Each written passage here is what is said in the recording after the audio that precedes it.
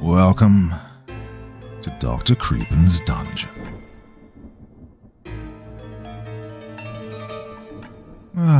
Wendigos, mythical creatures from the folklore of the indigenous peoples of North America, particularly the Algonquian-speaking tribes of Canada and the United States. They're believed to be malevolent spirits or monsters that possess humans and drive them to commit acts of cannibalism, as we shall see in tonight's bizarre collection of tales. Now, as ever, before we begin, a word of caution. Tonight's stories may contain strong language as well as descriptions of violence and horrific imagery. If that sounds like your kind of thing, then let's begin.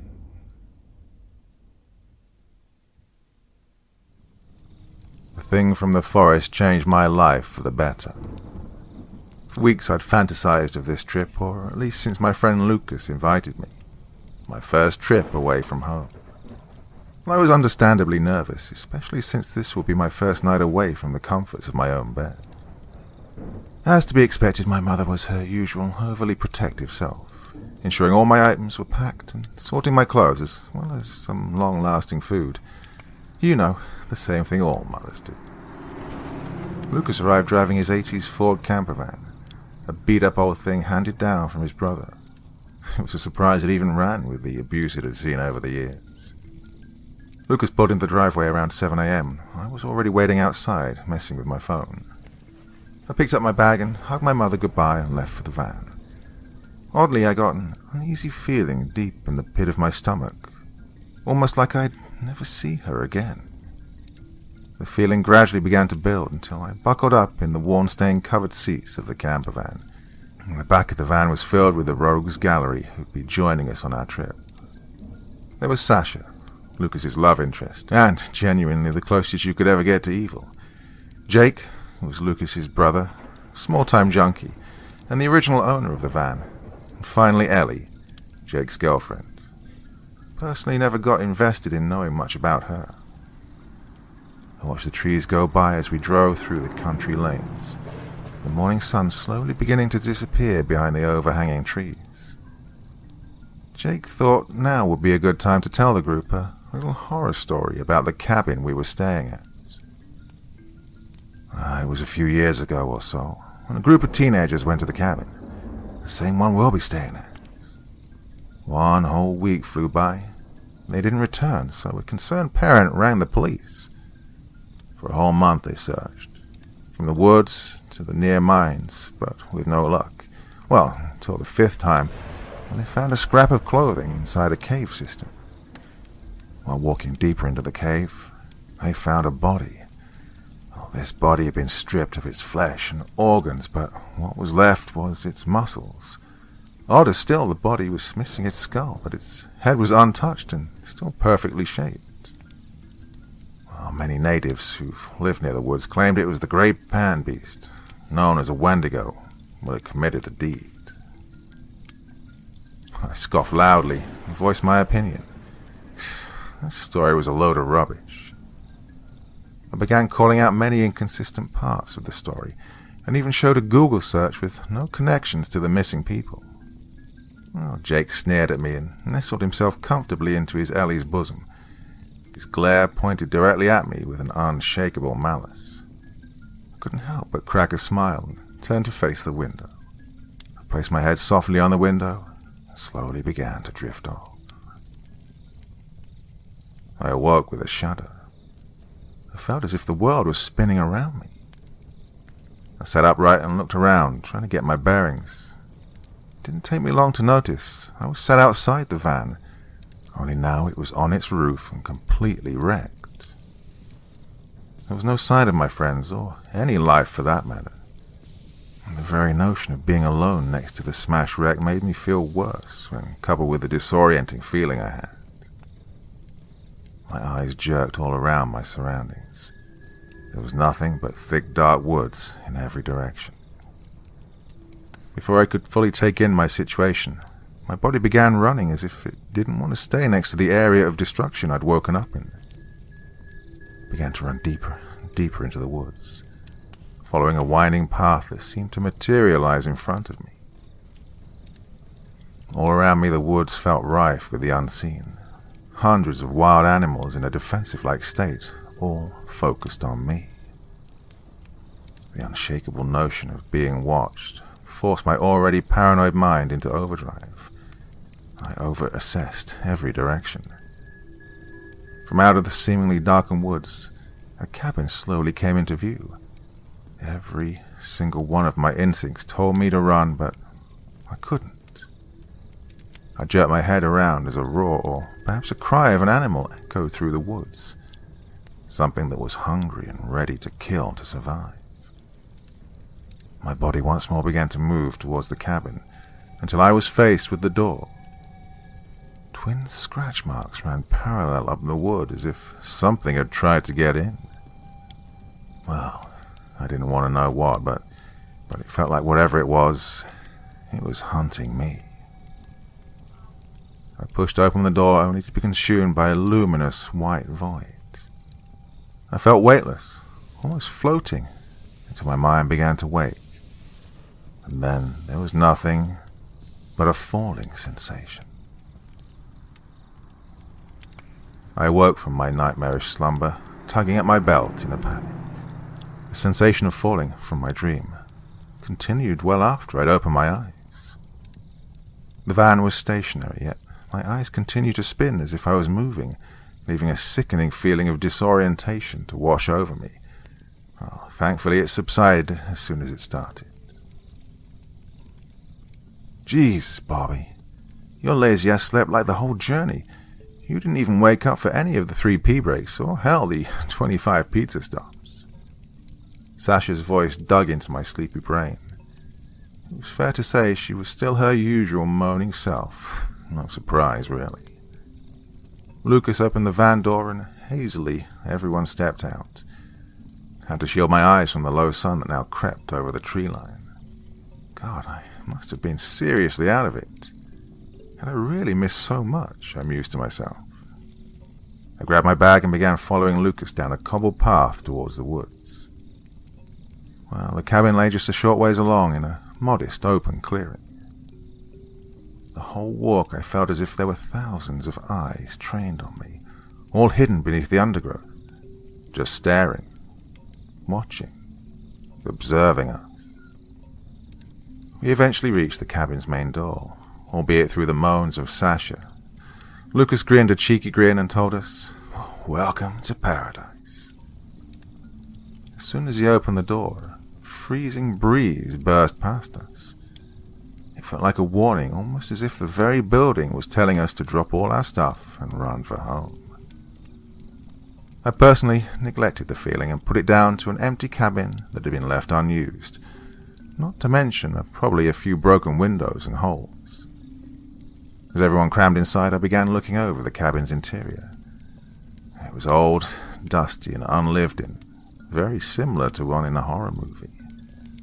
I stood apprehensively in the dining room and waited for Lucas to enlighten everyone on where we'd be sleeping. "Okay, Jake, you and Ellie are opposite the kitchen. Now, Jake, don't go eating all the food in the middle of the night." Jake sneered and caught the key that Lucas had thrown. Sasha, you're with me at the end of the hall, the master bedroom." Sasha never looked up from her phone. "All right, then. Bobby, you're in the alcove above the kitchen. Just climb the ladder midway down and open the hatch." I nodded, not really taking any notice. As everyone began to leave, Lucas made a snap decision, albeit a stupid one.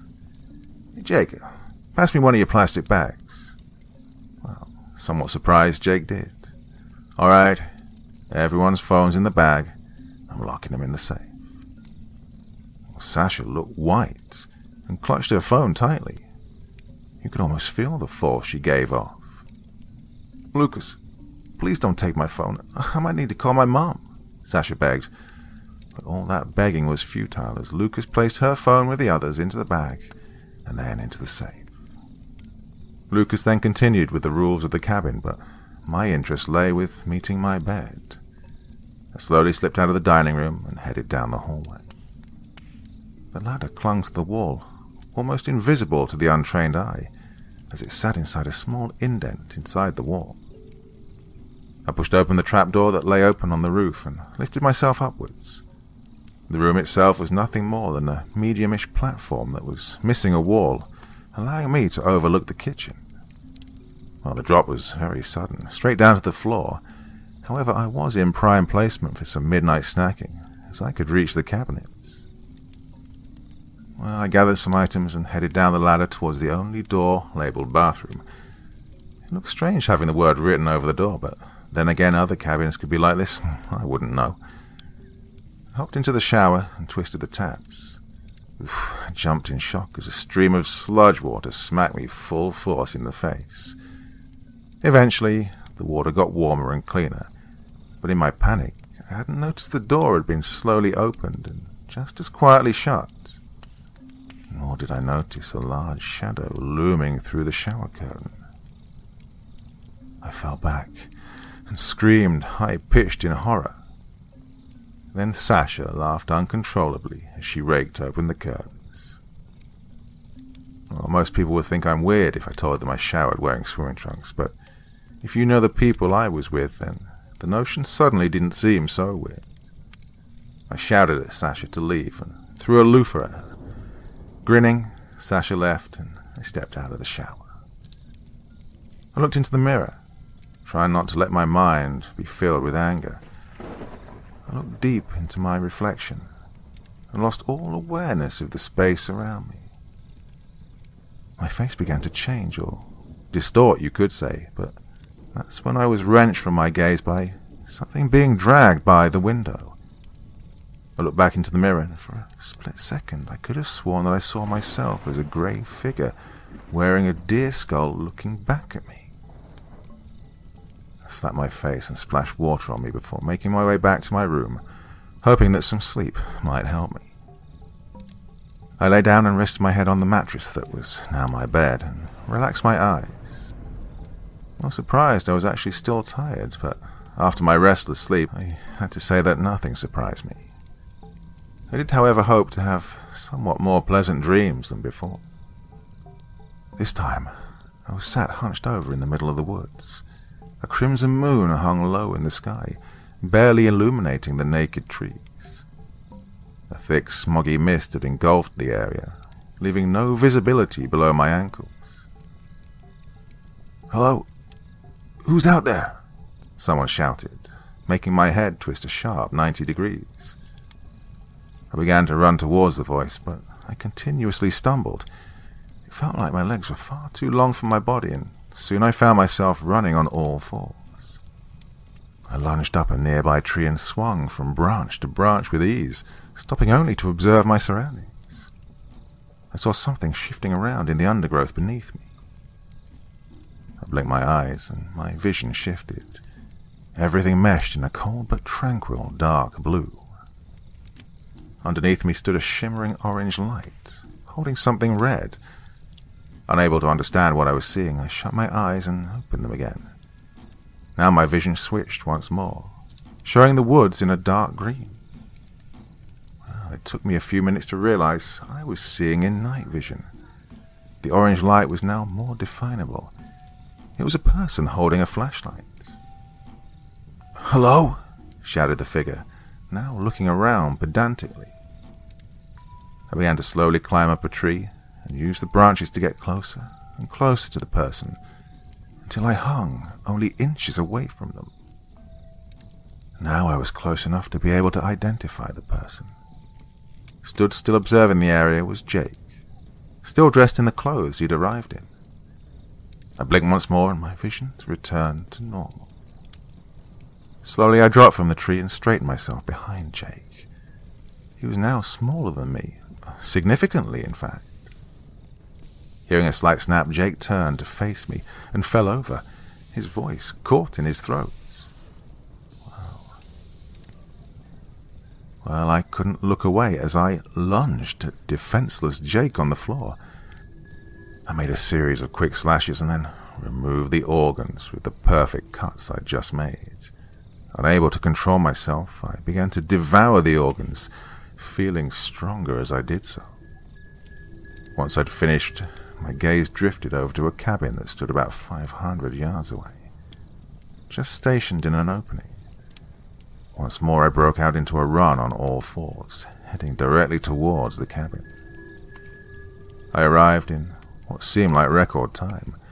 I slowly stuck my head close to one of the windows, observing what was inside. Lucas was snuggled up next to Sasha with the TV casting static over the both of them. I shook my head and slunk over to another window. This one was Jake and Ellie's room, although it was empty. Once again I shook my head and moved to the final window that belonged to the bathroom. I peered through the window and saw Ellie laying down in an empty bath with an empty packet of bath salts in her hand. Well, I shook my head angrily this time. I began to crawl up the cabin towards the chimney, testing to see if it was hot. Upon seeing it wasn't, I slipped down it, dropping into the dining room, making as little sound as I could. I crawled around the hall, but stopped as I heard a door open. Instinctively, I jumped to the ceiling and dug my nails deep into the wood to keep myself in place. Ellie walked out from the bathroom in a towel and a noticeable blood stream coming from her nose. I waited until she'd entered hers and Jake's room, and then I silently shifted into the kitchen. I paused and looked to the alcove that I was sleeping in. Climbing the counter and then the cupboards, I positioned myself to look at my sleeping body. Nodding my head, I slowly made 2 slits onto my sleeping head that I then licked before turning away. A crash from the kitchen woke me, and my vivid dream faded into nothingness. Rubbing my eyes, I checked my alarm clock. 3:15. The noise sounded again, but this time I knew what it was. Smashing plates. High from my alcove, I peeked over the edge, fully expecting it to be Jake looking for a midnight snack after one of his infamous chill-out sessions. As I poked my head over the edge of the platform, I watched a figure in the darkened kitchen, sat consuming food sprawled over the floor. At that moment I was positive it was Jake, now deep into one of his munchy moments. I stayed silent and watched him for a while, thinking, this is the reason drugs are bad for you. I was just about to crawl back into bed when the fridge was opened and everything I'd thought was real took a back seat. As the light illuminated from the now empty fridge, the figure's entire being could be clearly seen. My body froze and my heart decided to check out with my sanity. The creature at the fridge looked grotesque, with disjointed body parts, all of which were a discolored grey. The head was what stuck out the most, though. Its entire head was covered by the skull of what I assumed was an elk. Ellie groggily walked into the kitchen, half asleep and, well, I assumed high. She made her way to get a drink and began to walk out before looking to the now stationary figure behind the fridge door. "Jake, you coming back to bed, babe?" she asked, her words slurred. I then watched in horror as the creature opened its mouth and Jake's shriveled head began to protrude from the inside. And its reply sounded identical to what Jake's voice sounded like. "Yeah, honey, I'll meet you there." Ellie walked out of the kitchen and back to her room, still completely unaware of the differences between Jake and the creature. As soon as the bedroom door clicked shut, the creature closed its mouth and shut the fridge door, straightened its body to be more human in shape. I watched as it walked to the kitchen door, but it stopped to look at where I lay. It placed a grey finger to its lips. The creature then walked out of the kitchen, and I heard the faint click of Jake and Ellie's door go again. Well, I crawled to the furthest corner of my room and huddled myself tight and waited. I sat, unmoving, My entire being was filled with unbridled fear of this creature, and thousands of questions raced through my mind. What was it? What could it have been? What had it done to Jake? And now, to Ellie. All these feelings culminated inside me, stirring, festering. I didn't know how long I'd spent staring at both the hatch and the missing wall of my room. I hardly noticed the sun beginning to creep slightly through the underside of the kitchen window. Shaking still, I opened the hatch and descended into the hallway. The same hallway that the creature had crawled across. I stood outside Jake's room and drew a deep breath slowly, twisting the door's lock. With a click, the door opened into a hazy blackness. The blackout curtains left only the light from the hall to illuminate the room, or at least as far as the bed that was positioned, cutting the room in half.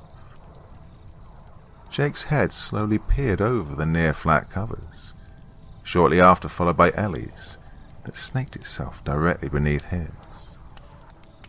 Ellie spoke out as if talking to someone who stood just behind me. "Shut the door, will you, dear? You're going to ruin the surprise." Well, I didn't need to be asked twice and slowly clicked the door shut.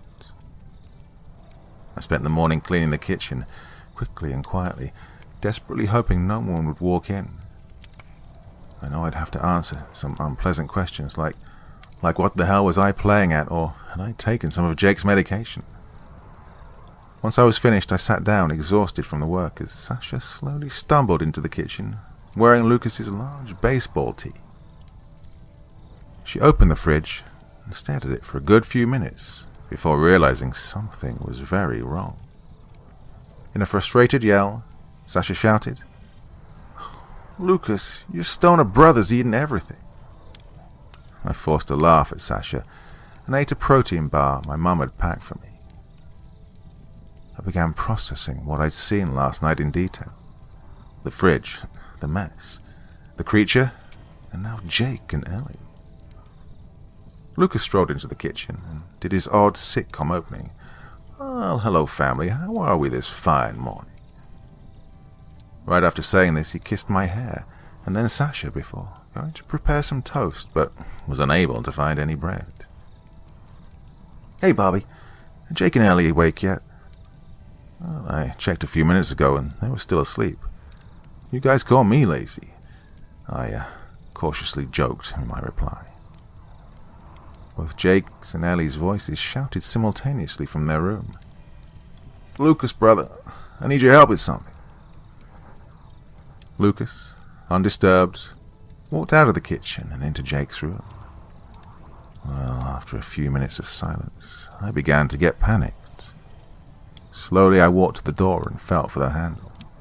Sasha, intrigued, followed me, staying only a few feet behind. Never did I break eye contact from the door or the space beyond it. The door's lock clicked and slowly swung open. What I and Sasha saw left both our whole bodies frozen. The feelings I felt were identical to how I'd felt the previous night. In front of us stood a slender grey figure with two elk-like antlers protruding from a skull-like cranium and an almost malnourished physique. It was holding Lucas, who stared at me and Sasha. The beast threw Lucas at the wall and then proceeded to face the door. Well, I saw this as a sign to run, but Sasha stood transfixed, like a deer in the headlights.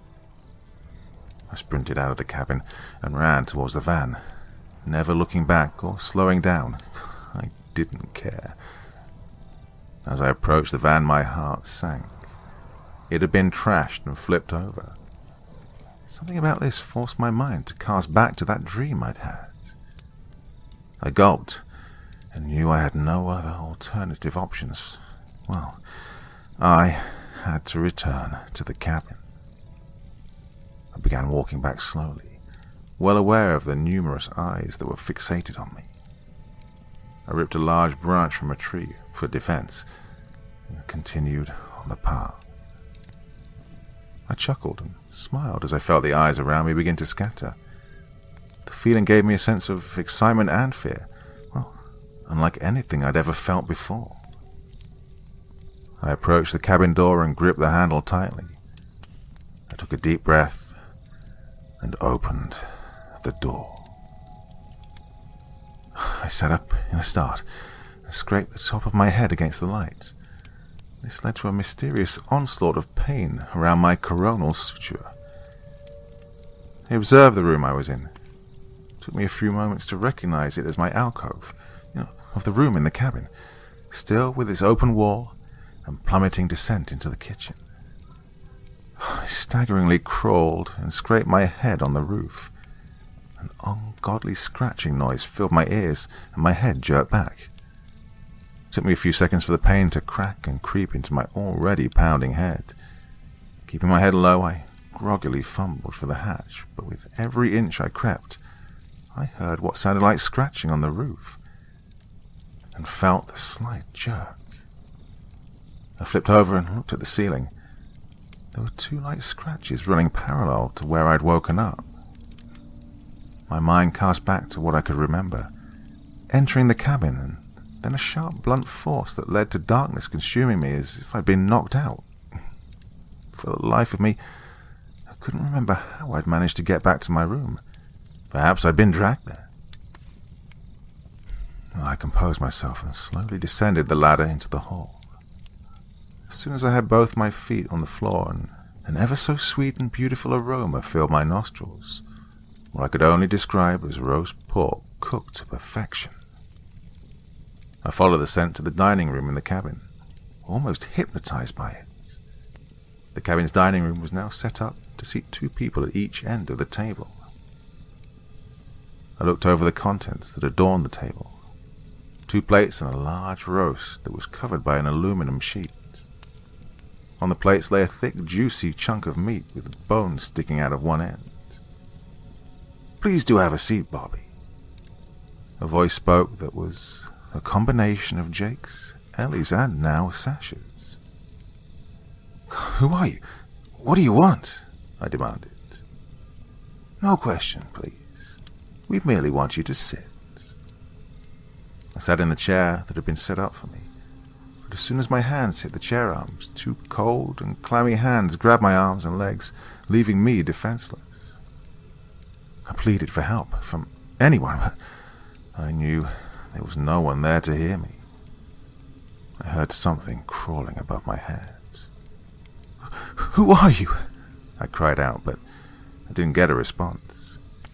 Instead, the figure I saw rummaging around the kitchen scaled down the walls from the rafters. Once it had reached the floor, the figure walked around the table until it stood at the side of me, and I could clearly see every bit of detail from its elk skull that seemingly melded into its head with luminous crimson eyes to its bony, grey, decrepit body. My brain couldn't fathom what I was seeing, the monstrosity of a being looming over me. Without even moving its mouth, the creature demanded I eat, and plunged a large chunk of the meat into my mouth.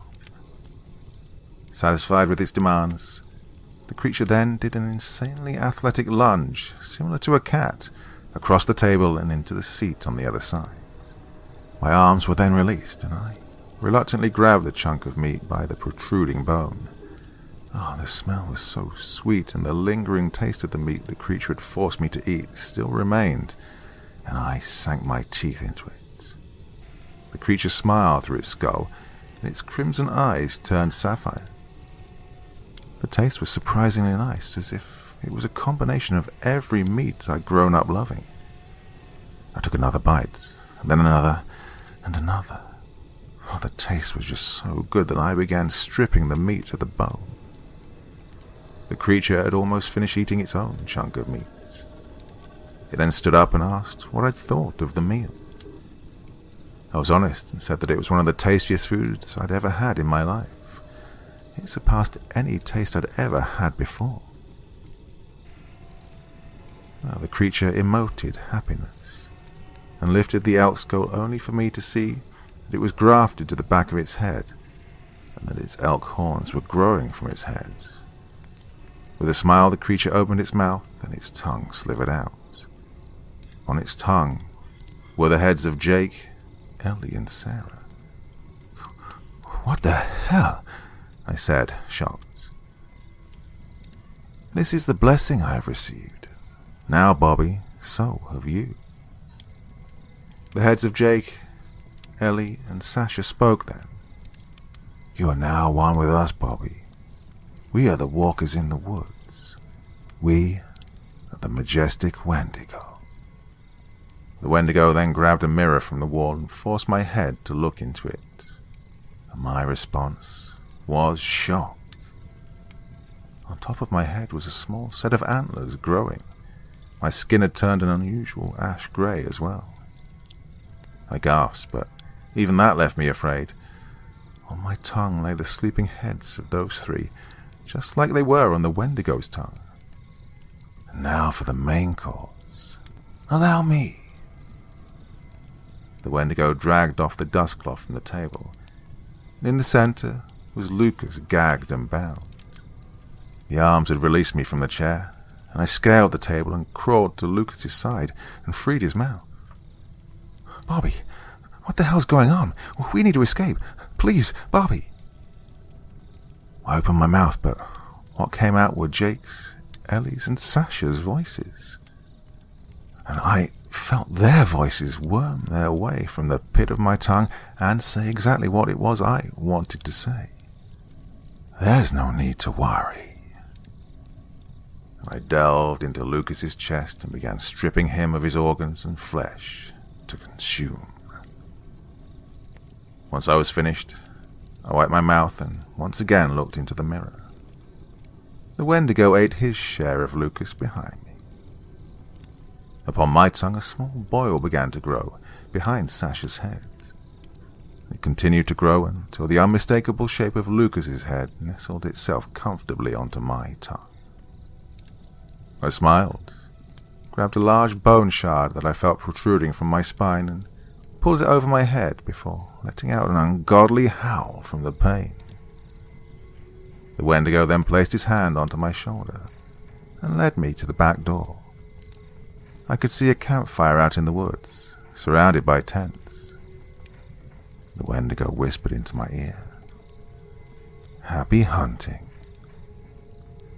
I grinned and charged from the cabin on all fours to my next meal.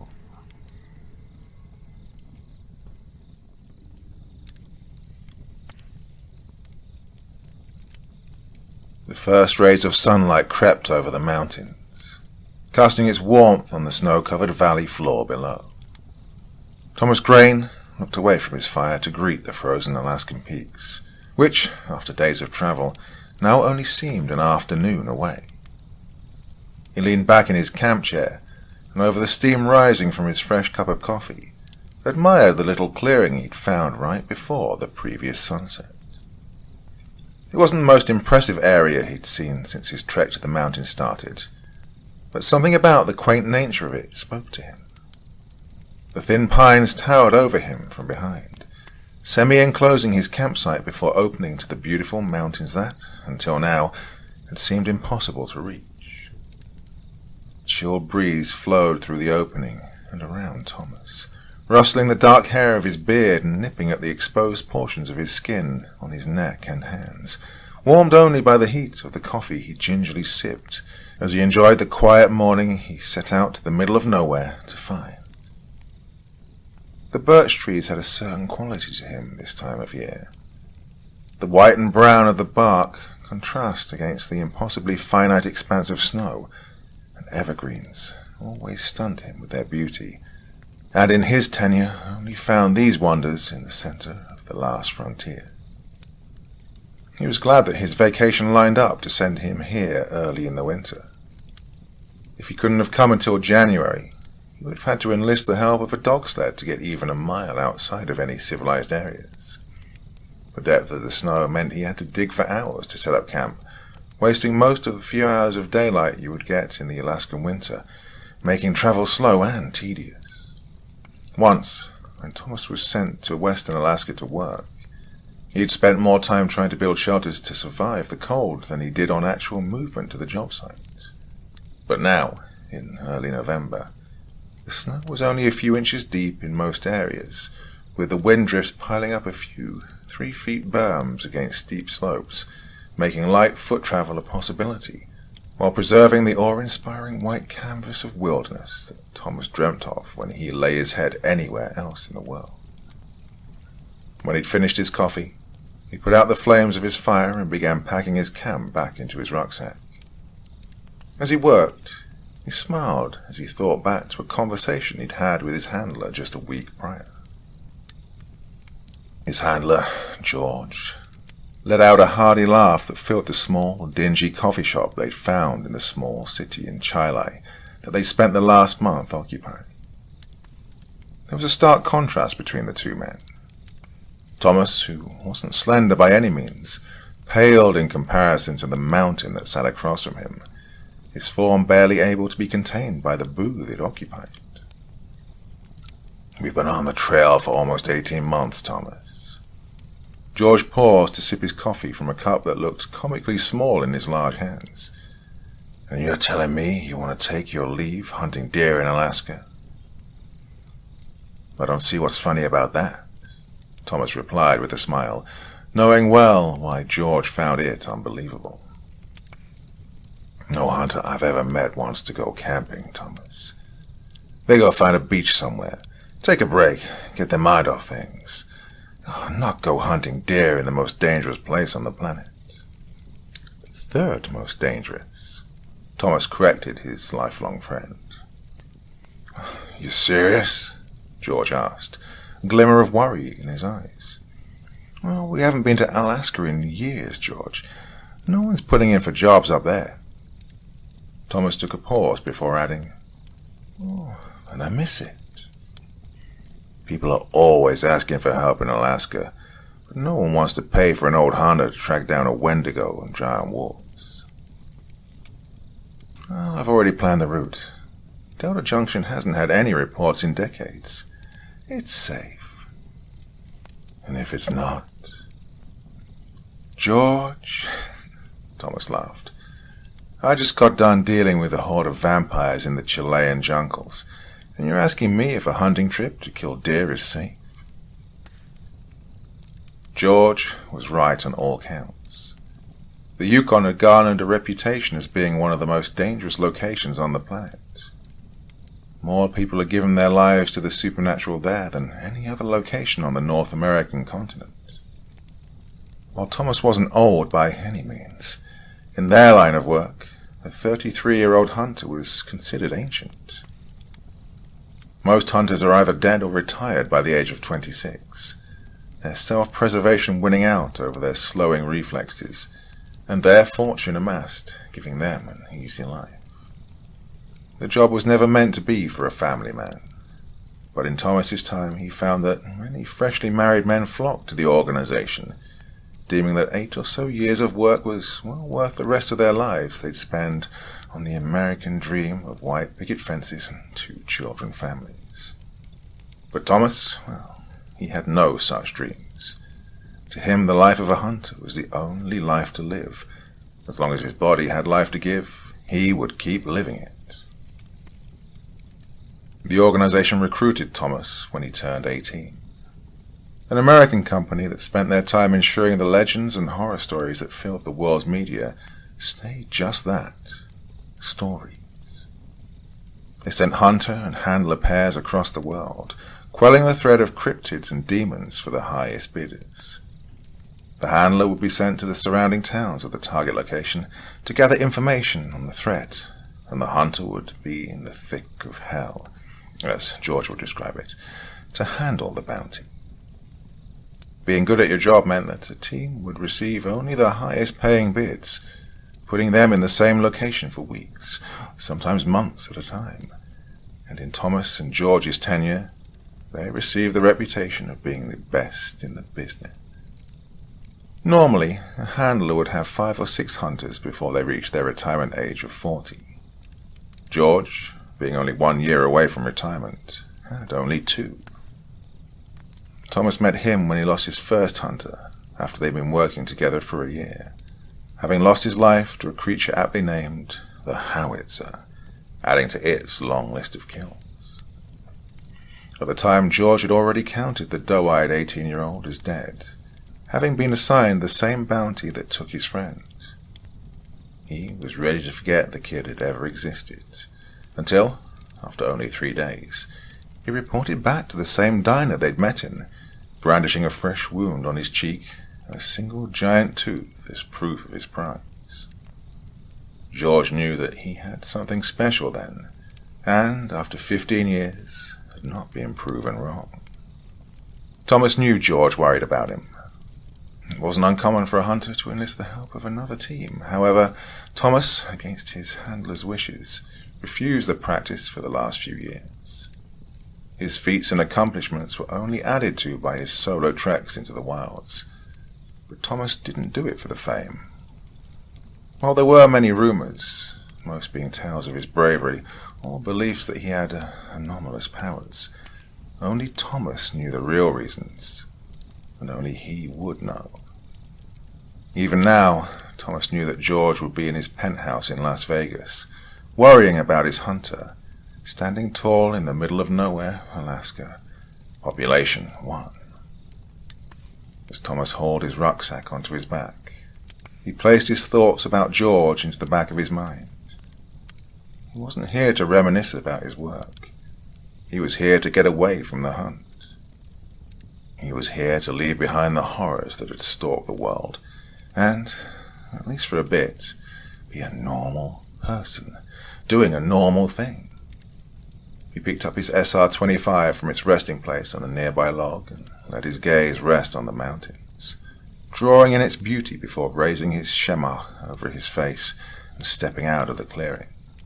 With luck, his next camp would be resting in the shadows of those giants before him.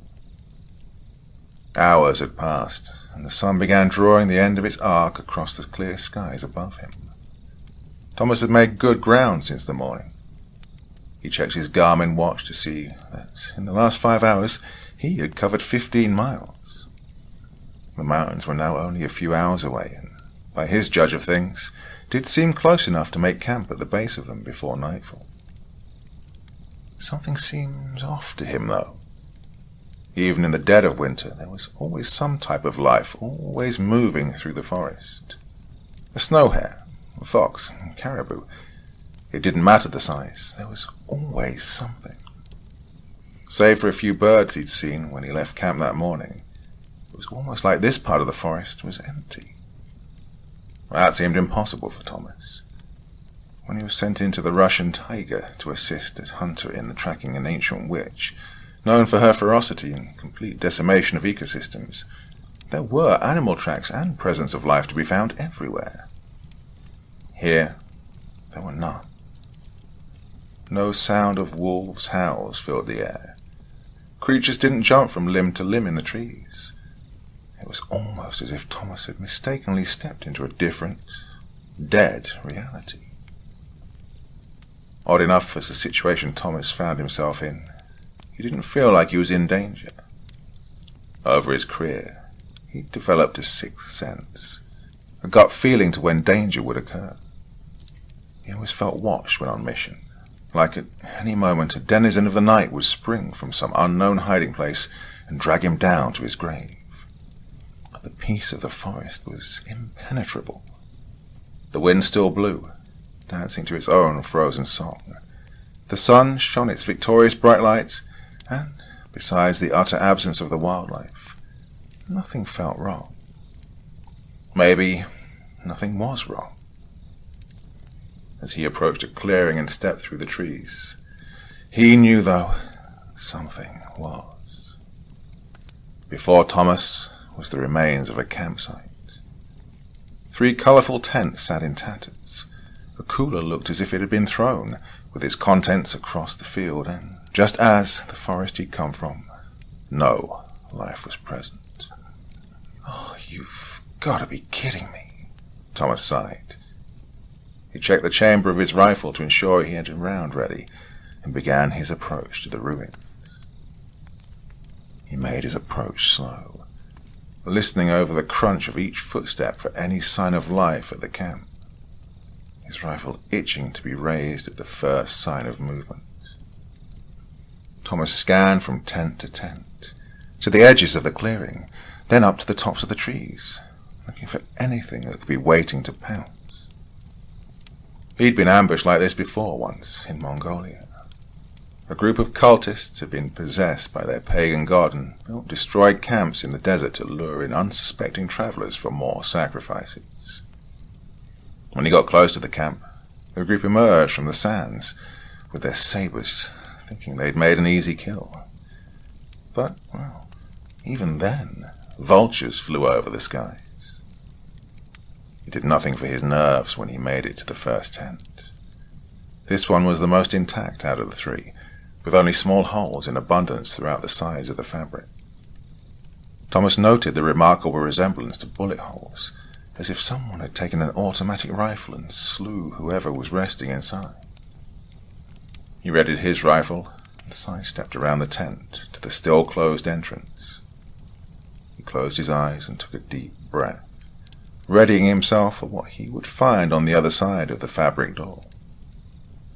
Slowly, he undid the zipper. The inside of the tent was unremarkable, devoid of life, and the resident looked like he'd left in a hurry, leaving their sleeping bag half open and a bag of half-eaten chips next to it, their pack still nestled neatly in the corner. He stepped away from the tent and looked at the ground around it. Footprints led into the forest. "Oh, you left in a hurry," Thomas spoke to the air. "What were you up against?" Satisfied that he would find nothing here, Thomas started with the second tent. This one had seen its better days. The top of the dome dent had collapsed, as if taking an impact from a large weight. A portion of the fabric near the end had been ripped open to a shoulder-width hole, revealing the head of a sleeping bag. No footprints or drag marks surrounded this tent. Ripped from the bag and into the sky. Why the different MO from the first tent? Thomas puzzled. He felt he would find his answer, or at least some semblance of knowledge at the third tent. He didn't even need to approach to know that he would not find that. The final tent lay in tatters across the campsite. Orange strips of fabric littered the area around it, leaving only the frame of the tent standing. Snow had been kicked into the tent's remains, covering the bag that had been left by its former resident. Thomas stood in wonder of the situation. He approached the center of the camp where a few large logs surrounded a fire pit. Empty bottles of alcohol lay strewn about. Sitting at one of the logs, he held his hand out over the embers of a once large frame.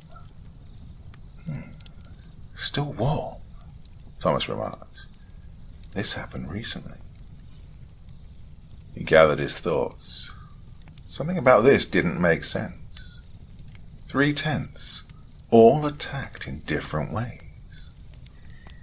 It's uncommon for cryptids to work together on hunts. Different species usually prefer to stay on their own, segregating their parts of the animal kingdom. It wasn't to say that they wouldn't accompany each other on hunts when they were desperate, but, well, Thomas knew that the things that lived in the forest of Alaska were capable enough and large enough to handle a 3-person camp by themselves. He would have seen scuffs in the snow, where the creatures would fight over the remains of those they killed, greedily picking over the meager scraps 3 people would provide. The weirdest of all was there was no blood anywhere in the camp. With the ferocity the camp had been attacked, there should have at least been some blood, but Thomas found none. Just like the rest of the forest, this place was dead. The only proof anything had been there were the ruins he now occupied. The only clue Thomas had left to go on was the footprints he'd found at the first tent. If he wanted to know what happened here, he'd have to find out what happened to that person. Before he rose from the log, Thomas spotted a box half buried in the snow next to him. Picking it up, he found it was a frozen but still usable box of ammunition. .308 caliber, The civilian equivalent round his 7.62mm rifle was using, close enough to allow it to fire. Not seeing a rifle at the camp, at least Thomas knew his survivor was armed. However, he wasn't sure how much that would help them, or if they were still a survivor at all. As the sun drew lower still from its perch in the sky, Thomas reached the edge of the clearing. He looked back, over the campsite, and to the mountains which, for so long, was something that called to him at arm's reach, now seeming impossibly far away. With a deep breath, Thomas followed the footprints into the woodline. Thomas tracked the prints for around an hour. They led him through an erratic path, through the forest, twisting and turning in no particular direction. At times the prints would stop behind a felled tree or mass of foliage, as if they'd stopped to hide from their pursuer, before taking off again in a different direction than before. Whatever destroyed the camp wasn't happy they let one get away, it seemed. Thomas assumed that they'd followed the survivor through the branches, seeing as how there were no tracks but the survivors. This still puzzled Thomas because, even then, there would have been debris from the impact of the creature littering the ground where they jumped, and hiding behind objects not beneath them would give the creature clear sight to the survivor. That clue ruled out flyers too. No, the assailant had to be ground-based. The only thing that made sense to Thomas at this point was a spectre of sorts, ghosts or demons with little to no tangible effects to the world around them, unless they were extremely powerful. Thomas had dealt with them before, on many occasions in fact, but even they would leave signs of their existence. For the life of him, Thomas could not figure out what this creature was. As the sun dropped lower in the sky, its light no longer produced the warmth it had given the world throughout its time over the forest. Thomas drew his shimar higher across his face, leaving only a slit for his eyes. He was starting to get worried. Tracking the footsteps through the dark would be a challenging task, especially with the possibility of an unknown creature stalking the area. He'd need to find camp soon, but if he did, the chances of the survivor still being alive would decrease from slim to none. So he would press on, deeper into the unknown. Something told him he had to. It was then he felt it. As the light began to fade, giving way to twilight, Thomas felt that twisting knot arise in his stomach. He wasn't alone anymore. His senses came to high alert, eyes scanning his environment, ears straining in an attempt to hear the slightest breath that was not his own. There was no sound, no movement, but Thomas knew he had just become a target. A hunt was on. His pace quickened, lining up with the frantic steps of the tracks he'd been following. He wanted his target to feel like it had the upper hand. In his peripherals, he caught a flicker of movement between the trees 30 meters away. It was fast, quiet. Still, Thomas moved forward. The dead forest never felt so alive. The tracks took a right turn, heading up a shallow embankment. Thomas followed them, and whatever was with him gave chase. They took him to the bottom of a shallow cliff face. As he moved much as he thought the survivor was at this point in their journey, he saw that they were running too.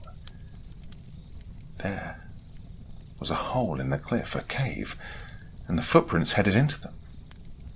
He heard them, their scurrying feet through the snow, walking and then running, then thud. Thomas turned to the direction of the sound, raising his rifle.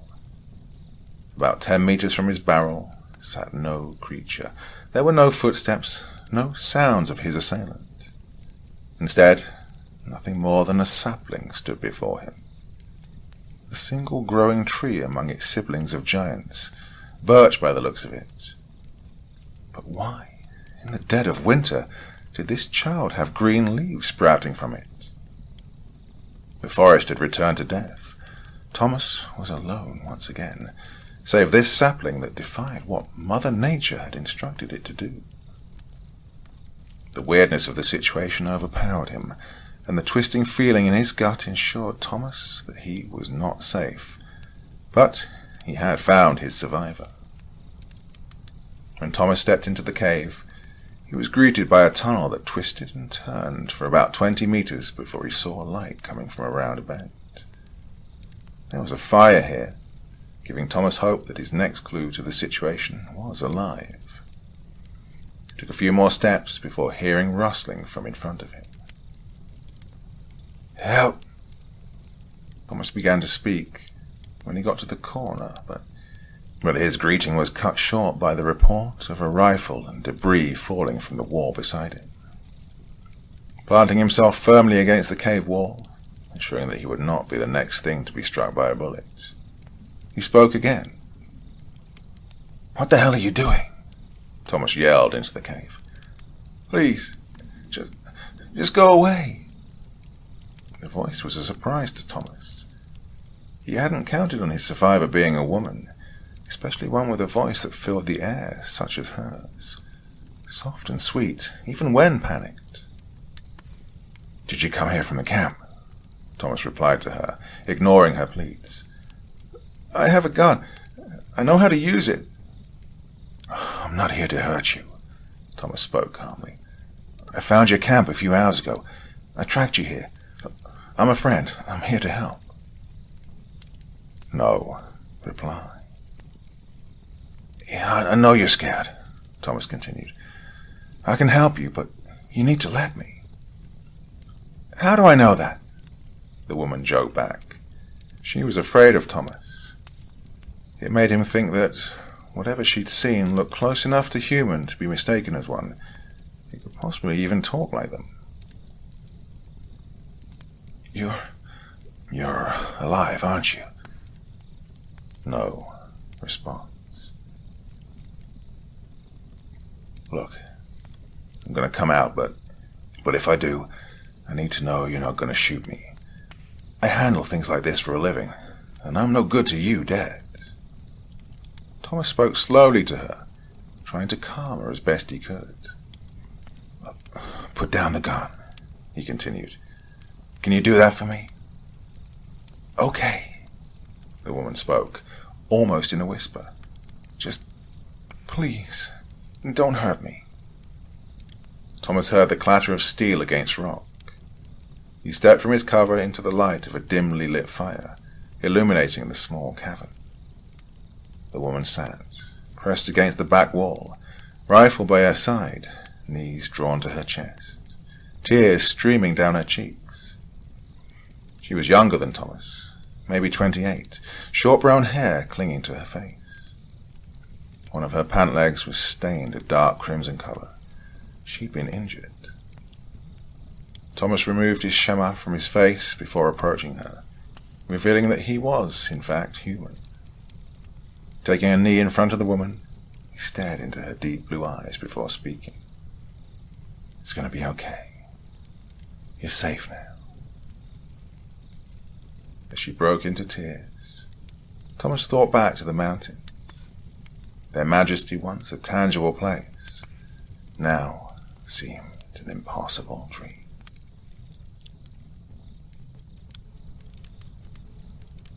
Bitter cold was nothing new for northern Alberta, especially not for January, and the cacophony of wind that tore through the woodlands was nothing if not wholly familiar, and almost comforting, to the one that huddled in the tree line, obliterated from vision by the pitch of night and the swaying arm of evergreen trees.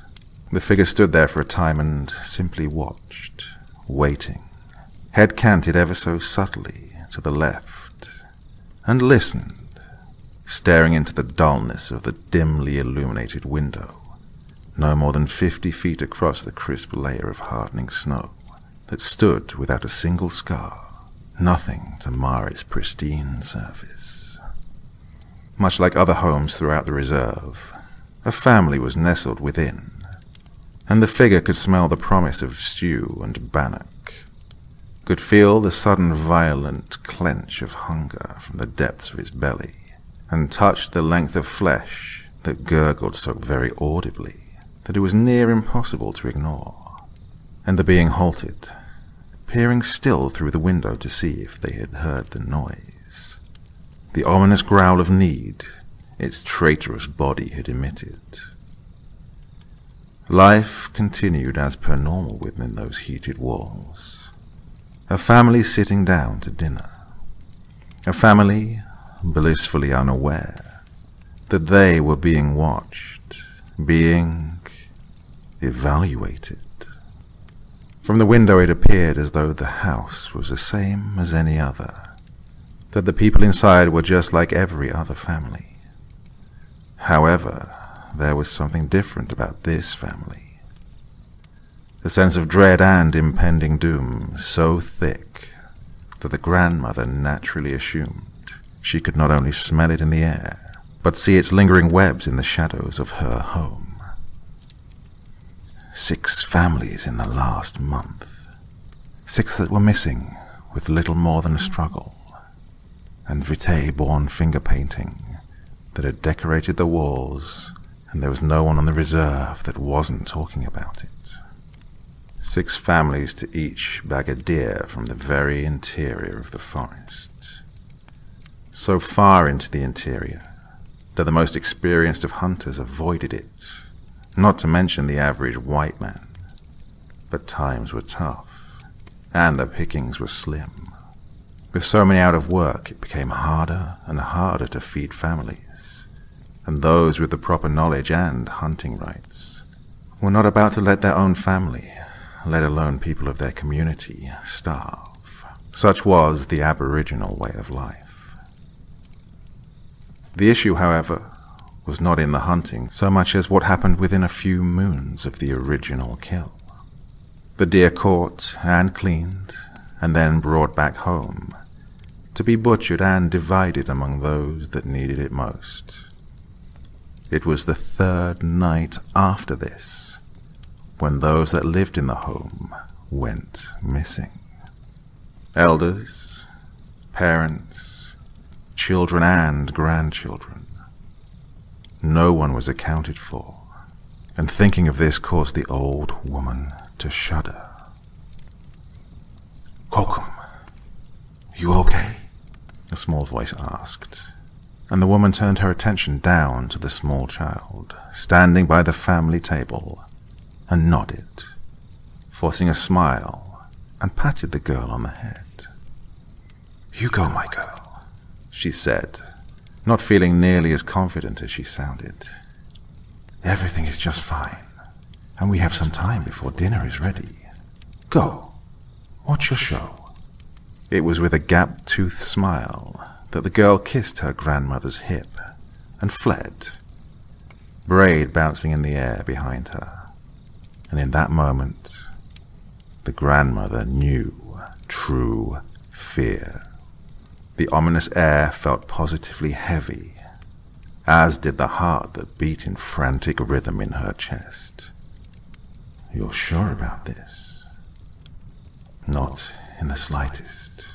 But what can we do? 6 whole families. What else could it have been?" her son replied, setting plates upon the table as his wife entered behind him, with silverware and glasses. The table itself was filled, reminding the woman of the last meal allowed to a prisoner before their time in front of the Creator. "You said yourself that something had to be done." "I didn't realize that we'd be keeping the children here instead of sending them to your wife's family." In that moment, fear sharpened her tone, anger causing her hands to tremble.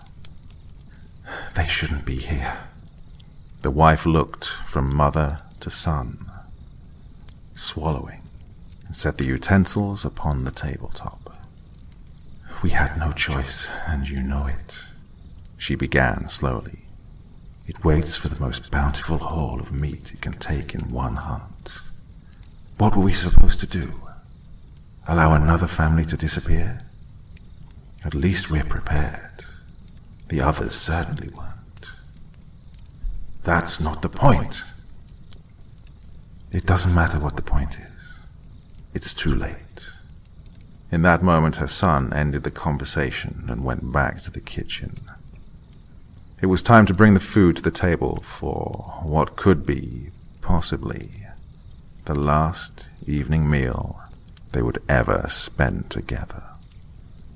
In the tree line, hungry eyes watched the three converse among themselves, the ever-present gurgle of his belly becoming all the more impatient. He didn't want to wait for the family to eat. The grandmother was plump, and the children would be tender, succulent. It moved, taking a half-step forward, and could taste something bitter in its mouth with a rush of saliva. Vomit threatened to rise up, a sudden reaction to the ravenous hunger that pulled at the creature's very being, its soul, if it could be argued that the beast still had one. For a moment, there was a sudden rush of dizziness, and its hand rested upon the tree to its left, allowing it the briefest second of respite, a moment to shake away any other thoughts that weren't related to the hunt, and it was hard to focus on anything else.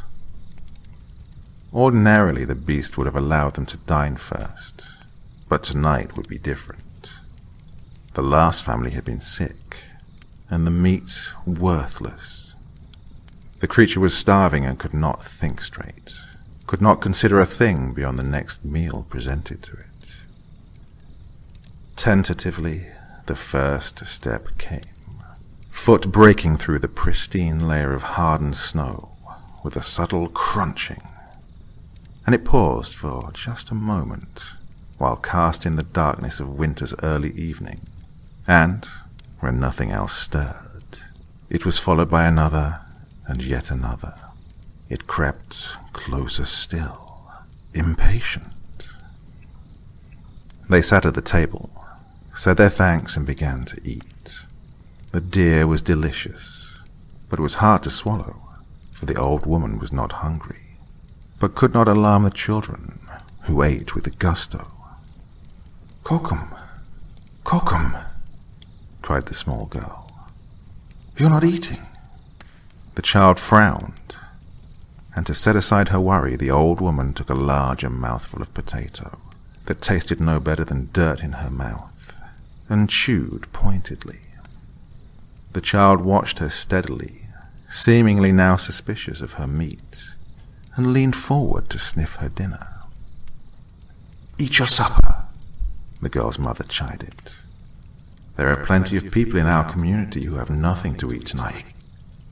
It was then that the first crack sounded, far louder than the sound of a car backfiring, and the child screamed in terror. Grabbed by her grandmother and brought under the table with the command to hide, with her younger brothers soon joining her. 2 small children and a baby hiding in plain sight, while their father jumped from the table and all but flew to the door, pausing only to grab the hunting rifle that lay propped up by the frame, their grandmother unable to ignore the sound of her own terrified heartbeat in her ears. The creature had all but sprinted across the snow when the noise came. Gunfire. A single shot. In that moment, the beast froze and turned sharply. A figure in the darkness with 2 illuminated and pallid blue eyes that all but glowed in piss-poor light. Darkness was the friend of this creature, and overcast evenings were favored for this very reason. And there, while it stood hunched, its head lifted and a single wet, snuffling sound filled the deafening silence that had followed the shot. Gasoline. It had been so eager to feast that it hadn't bothered to scent the air around it, and had been trapped. In that moment, a horrific, beastly roar filled the air before the sound of gasoline, catching from a single match, could whisper through the interrupted stillness. In that very moment, it was as though the temperature dropped further from a considerable cold to something both bitter and angry, when the line of fire began to close in rapid succession. The beast bolted and howled when the circle of flames closed around it, illuminating it as it stalked with rapid purpose in its trap, glaring hatefully at the men that emerged from the woods with their guns and lights. The promising meal was stolen from it, and rage tore at its breast, ripping from its throat with anger so great it staggered the men, save for one that sang, a deep and throaty sound, accompanied by a painted hand drum that seemed to drive the beast back to the very edge of its prison.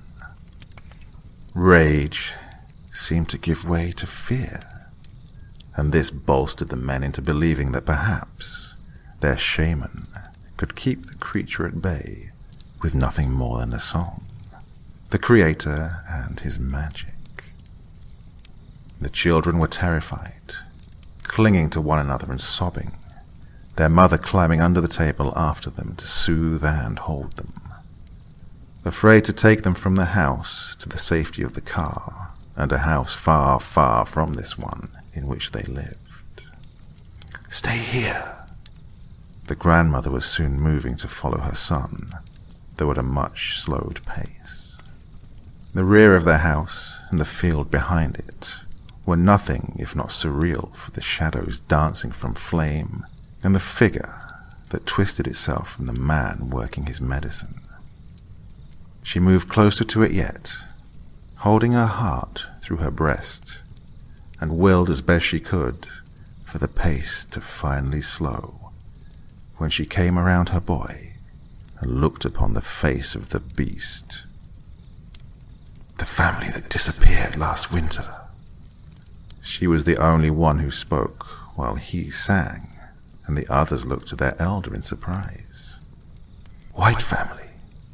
She spoke as though distracted, looking with pity upon the beast. "Husband, wife, and young boy, if I remember correctly. The sheriff came to borrow some of our people to find them in the woods. All we could find was the car. We said prayers for them." "I wonder which one of them she ate," said one voice. "Could have been both," another chimed in. "She must have been the reason that party of hunters went missing a few months ago. Hungry girl." "They're always hungry." The old woman was bitter, the men realizing their impropriety in that moment, and falling silent as she moved forward and cocked her head to the side. The woman, at one point, had been a dark-haired beauty, one that had had her son later in life and had been easily in her mid-30s with her husband, who was still yet older, and a son, no more than 3 at the time. If they were lucky, they died before she ate them. A frown formed upon that wrinkled mouth, deep-set ebony eyes, meeting the frigid blue of the emaciated, bestial version of this woman, twisted and malnourished, fingernails little more than claws, and teeth broken so they could tear meat that much more effectively. Gone was the pallor of humanity in her flesh, and instead it was replaced with a grey that was reserved usually for mushrooms only. An impressive sight, even as it began to lie in the snow, covering its ears and whimpering as best an abomination could. It was strange to feel pity for the beast that had killed so many, but it too had once been human, and for that old woman could feel pain and look at the creature with tears obscuring her regard. "Well, I think we need to discuss what to do with it." "What do you think we do?" "We kill it." "Yep, seems like the only way to know for sure that it's gone." "We can't kill it," the son interrupted, sighing. "It's not the flesh we need to fear. That only holds the spirit. You can't kill the Wendigo. The spirit lives forever and is always hungry." If we kill it, then it will go free and torment another. He looked at his mother, resting a large, calloused hand on her shoulder. It will go with the others. It was then that the tears fell, the old woman crying openly and turning from the thing before her, turning away from her son, and fled to the safety of the house behind her. The others had fallen silent in that moment, out of respect for their elder, and looked to one another. Do we even have room for another? Just this one. We need to build another place to house them. Jesus Christ, Frank.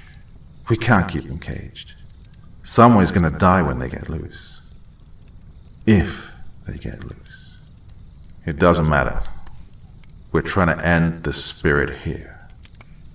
The man, Frank, said, sounding as though exhausted, and watched his mother enter the house to be with his wife and children. Damn woman wouldn't listen when we told them not to go that way. We were just stupid Indians that didn't know as much as her GPS. And now she learned the hard way, and we have to clean up her mess. Headlights could be seen from the front of the house.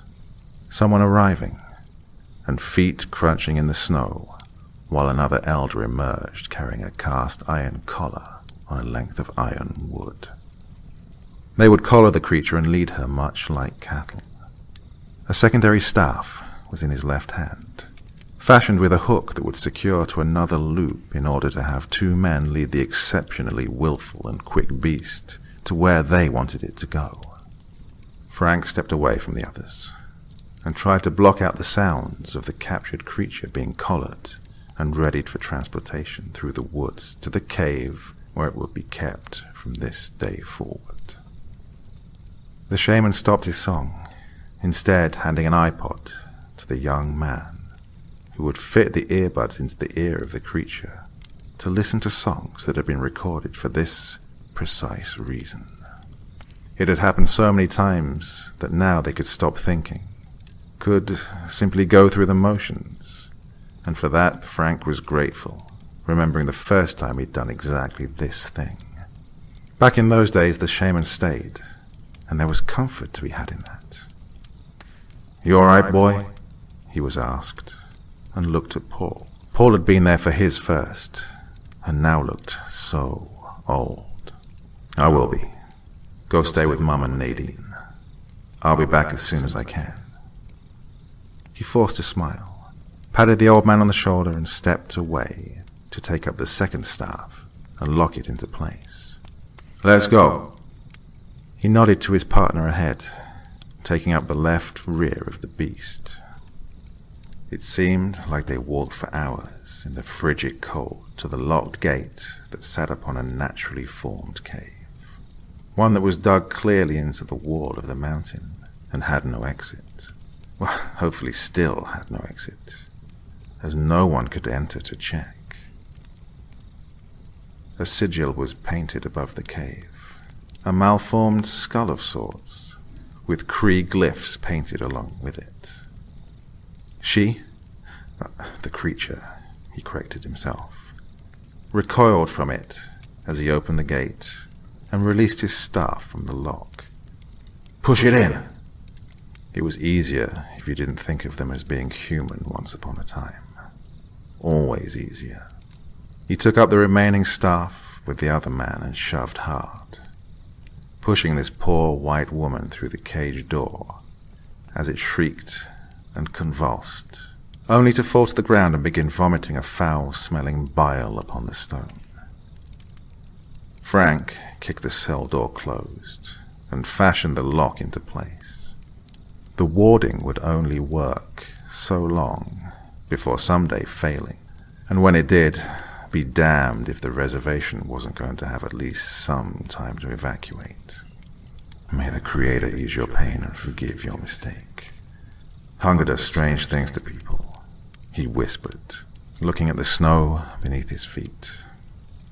I hope it wasn't your son that made you this way. A growl was heard, weak from the depths of the cage. Another set of pale eyes staring from the darkness before the now desiccated creature moved forward and hissed lazily at him. A face much like his own, if it had been born from a nightmare. "Hi, Dad." 30 years, almost to the day, and the monster hadn't aged a year. Not 1 year. "I don't know how you can manage to come out here every time. It's like he knows you're coming, and is trying to figure out where he wants to bite first." The other man, Trevor, shuddered despite himself. 30 years of starving. Why else would it look like that of me? "It's not like you knew me. I was just a baby," Frank shrugged. Maybe this guy wasn't named Trevor. He couldn't really bring himself to care, to be honest.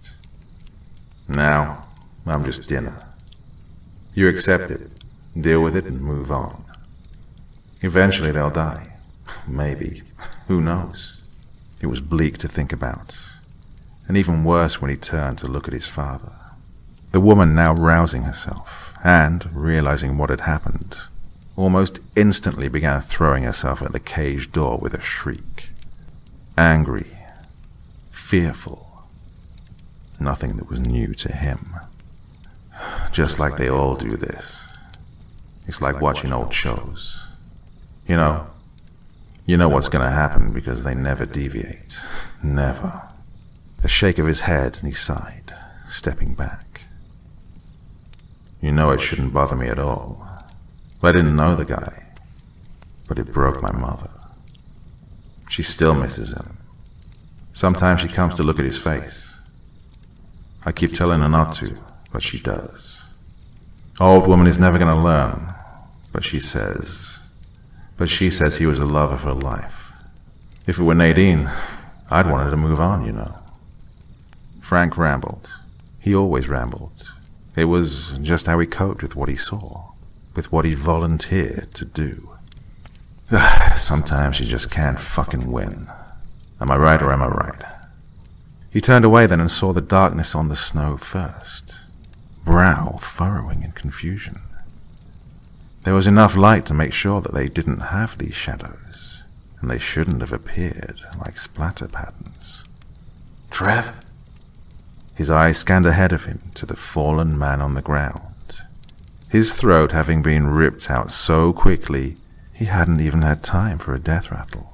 And upon his chest, a small figure, no bigger than his own son of about 2.5. Suddenly, he felt sick and acceptance all at once. Frank was trapped.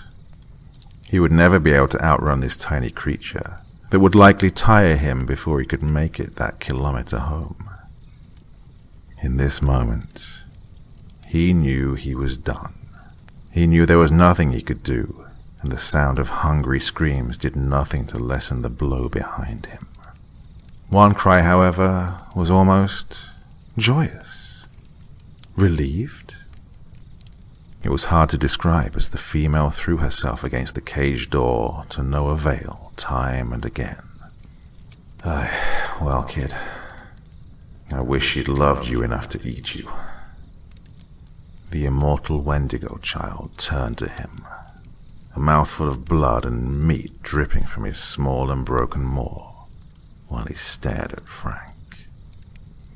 For a moment, it was as if a stalemate had begun to declare itself, and then it pounced. Wet slurping filled the cold night. The child ate like it had never eaten before. The meat was good, healthy.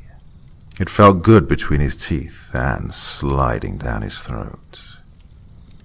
He played with his meal, as all children do, beaming at his mother when he turned to show her the puppet he'd made out of his second kill's skull, before pushing it forward with a soft croon, his mother whistling softly in the night to him, a lullaby that was for him only, while trying to push a hand out from between the bars, and found that she could not. So close and yet so far from the sun she'd kept alive for this long. The song turned sad, and she found herself lying down, face pressed to the stone, her son soon mimicking the pose she held, but out in the snow where she could not reach him. His tiny hand reaching for her, but paused mere inches from her own, and together they lay, singing softly to one another, waiting for the mark above the cave to simply wear with time.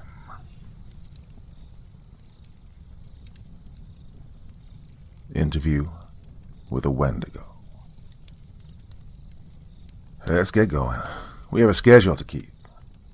The southern drawl of Joel Singer called out from the bed of the old van in the driveway. The cold, foggy morning was damp from the rain that had fallen the night before, making the ground covered in frost as the rest of his team joined him. The weather was cold and was only going to get worse, making it very hard to argue with the man. The southern giant was loading heavy equipment boxes into the truck bed. Like his companions, Joel had dressed for the weather, flannel shirt with sleeves rolled up to his elbow, tan cargo pants and hiking boots. The man had the equipment to handle where they were going. He was the expert. Let's get the lead out. We have a job to do. Joel called out now with more bass in his voice, finishing loading the van. The idea of spending 3 weeks with these four wasn't Joel's idea of a good time. By then, an attractive, albeit authoritarian-looking woman in her mid-20s had strolled to the larger man. The morning sun kissed her skin, and the lightly tanned tone made the shock of the outer part of her blonde hair stand out like honey gold. Her eyes were a deep blue, and her eyeliner was pink, with 3 beauty marks below her right eye. Well, she stood out, being the only one not dressed for the wilderness. With a voluptuous body, with a noticeably curvaceous figure, a figure one would see in one of those adult movies or fashion magazines. Well, there was more to her, though, than a pretty, smoking body, tall, lithe, and athletic. She had a far more muscular physique than her valley girl appearance would admit. Her outfit was a ruffled pink, long-sleeved crop top, and a ruffled pink skirt with a slit at the hem, with a light pink slash as a belt with a heart design. Cassie, we're going to the woods. We're going to be in the mud and dirt, so, you think maybe you're a little underdressed for the job? Quincy Woods asked in his Boston accent, like gravel, tossing his bag into the pickup. Well, his build was unique, so it made him seem small compared to the other males at only 5'11", the likes of Joel, who sported a towering height and heavily muscled build. Well, Quincy was of average height and extremely lean. This man's hard physique and accent gave off the impression of a hard-as-nails street thug. His most striking features were his eyes, distinctly icy blue, and his haggard features, with an unkempt brownish beard and a Viking undercut, paired with a messy topknot holding up his long, slick-back brown hair. With blue jeans, a light blue short-sleeved button-up shirt, and a brown T-shirt underneath, wearing a blue Sherpa denim jacket for the cold and dark hiking boots for the trail ahead of them. "Shut it, Quincy. You only wished you looked as good as me," Cassie Bridges snapped in her Valley Girl accent, clawing at the 2 men's brains with how annoying it was. "You know she's right. We're heading to the Yukon. Really going to be there for a photo shoot," Frank called out to Cassie, his hands full with their equipment and a bag on his back. Tossing the rucksack into the truck, Frank turned to his team. Frank Doyle walked toward his 3 companions, a tall, tan Caucasian male in his mid-30s. He looked like a movie star, ruggedly handsome good looks, complete with a sharp jawline, a cleft chin, a few beauty marks, and sporting a 5 o'clock shadow, which gave Frank all the makings of a heartthrob in a rom-com. Short and spiky auburn hair, and squinty hazel eyes. He had a muscular physique, standing at 6'2" and weighing in around 220 pounds of pure muscle. Frank looked as capable of beating someone's ass as he was of getting a girl for the night. Wearing an army green 4-button Henley shirt and tan cargo pants and army boots with black leather tactical gloves on, he was holding his rucksack. Cassie smiled at Frank, giving him bedroom eyes as he passed. Behind Frank, lugging a camera and some sound equipment, was Nolan, setting his gear into the van. He grumbled something under his breath, passing Frank and Cassie with a look toward the pair that was a mix of longing but also disgust. Nolan Harker was taller, at least 6 feet, and wiry, with cherry-red hair and a mod cut with sideburns that made the others think Nolan looked like a ginger Austin Powers, and black eyes behind half-moon glasses which gave off a cold vibe that was hard to shake. Being the leanest of the 5, Nolan still had a bit of muscle on him. Well, the young man looked skinny compared to his peers, though. Army parka, Cuban-style khakis, linen Guayabera-style shirt, and hiking shoes were his preferred footwear. Bloody equipment's loaded. Let's get the hell on with this before we all die of old age, Nolan barked, annoyed, his thick Welsh accent adding an edge to his tone. Cassie, you want to drive with me? Nolan asked, his eyes hopeful. Yeah, sorry, but no, I'm going with Frank. You can go with Joel and Quincy, Cassie said, her face showing her disgust at the gall of Nolan, ruining her alone time with Frank. Nolan looked hurt and angry at the couple as they made their way to the Jeep. After another 20 minutes of prep work and packing, the 5 loaded out and started heading to Whitehorse. A long drive for the crew from Prince George, British Columbia, and the sun was going down by the time they reached a motel in a small town halfway towards Whitehorse. With the sun on the horizon, the crew thought it best to rest there for the night. Tell me why we couldn't at least fly to Whitehorse, Cassie whined as she was stiff and cranky from the long drive. When she stepped out of the Jeep, she heard a popping from her body. She stretched while Nolan went to get their room keys. By the time she'd finished with her stretches, Nolan had returned. She joined the guys, taking her room keys while the guys took the other rooms. There's no budget for it. With all the equipment we have, we were lucky to get over the border. Plus, most of our equipment was shipped to Whitehorse a few days ago, Joel told Cassie, grabbing his bag and heading to his room to get some sleep. His crew followed suit. The night was chilly for spring, and for Joel and the rest of the crew, it was still too cold for them. It was later when Frank walked outside, cigarette in his mouth, and the moonshine illuminated the parking lot and the forest in front of the motel. He looked back, seeing Cassie in a blanket covering her naked, alluring figure. Cassie had invited herself into his room after she figured the others had passed out. Her nightclothes were on the floor, next to Frank's. Even now, with work and staying in a crappy motel, Cassie and Frank weren't able to miss out on a perfect opportunity for their favorite pastime. Frank turned back around, looking out along the woodline. Frank, baby, come back to bed, Cassie called out to him, her eyes burning into his soul. He felt her looking at him, the frosty cloud of his breath visible from the moonlight. The evidence of their lovemaking still hung in the air. Yeah, babe, I'll be there, Frank said, his eyes still fixed on seeing several sets of eyes looking back at him. Sweetheart, let's get some rest. Tomorrow's going to be a long day. And as he said that, 3 gunshots broke the silence, accompanied by an ungodly scream that he heard coming from the woods. Frank casually walked back into the motel like nothing had happened. Neither Cassie nor Frank had much of a reaction toward what had happened outside. Yeah, we'd better head to bed, before joining Cassie in bed, and before long, the moonlight was shining on them. Sleep took them away until morning came. In the forest, the icy cold of night consumed all, hiding the dangers of this subarctic landscape. The ancient forest was silent. No owls, wolves, or any other animal. The forest was as dead as the grave. In the shadows, 4 figures were standing around each other, watching the motel and the dead figures at the woodline. The morning was colder than before, almost like the weather didn't want them to go any further. Frank and Cassie emerged from their hotel room. Cassie now dressed more for the weather. A Russian Cossack hat, red and black parka, grey scarf, beige combat pants, a black sleeveless top, and a pair of black snow boots. Frank and the others were also ready for the weather. Parkas, beanies, gloves, along with the rest of the gear, were now in the vehicle. Frank took a moment, looking out over to the mountains, praying they didn't have to go there. Well, Mount Logan was on the horizon. Its snow-capped peak was shining with the rays of the morning sun. The shadows of the forest in front of them were revealing their secrets slowly as the morning chill came with a fresh scent of pine, white spruce, balsam poplar, and trembling aspen. "Let's get going. We're burning daylight," Quincy yelled from across the parking lot. "On to Whitehorse, then?" Frank asked with a yawn.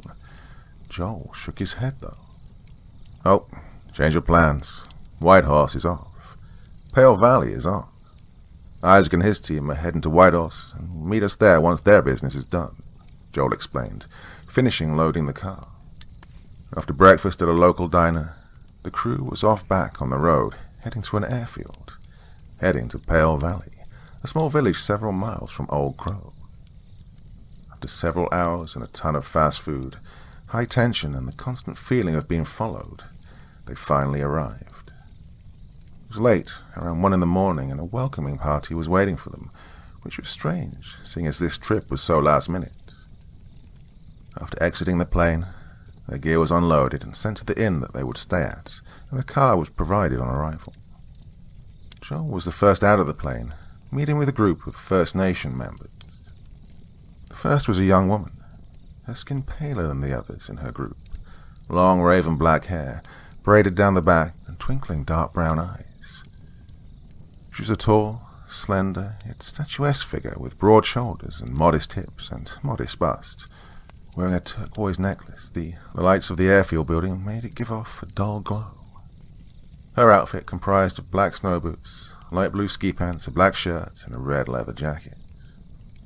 The other was a tall, muscular Native American man in his late 20s or early 30s. He towered over those surrounding him. Even Joel, a mountain of a man in his own right, was almost a foot shorter. Much of his hair was in a mohawk, with a long braid in the back, and he wore an old grey jacket, worn jeans, and leather boots. The other was the older of the three, a man with a weathered scowl, clean-shaven with a steely gaze.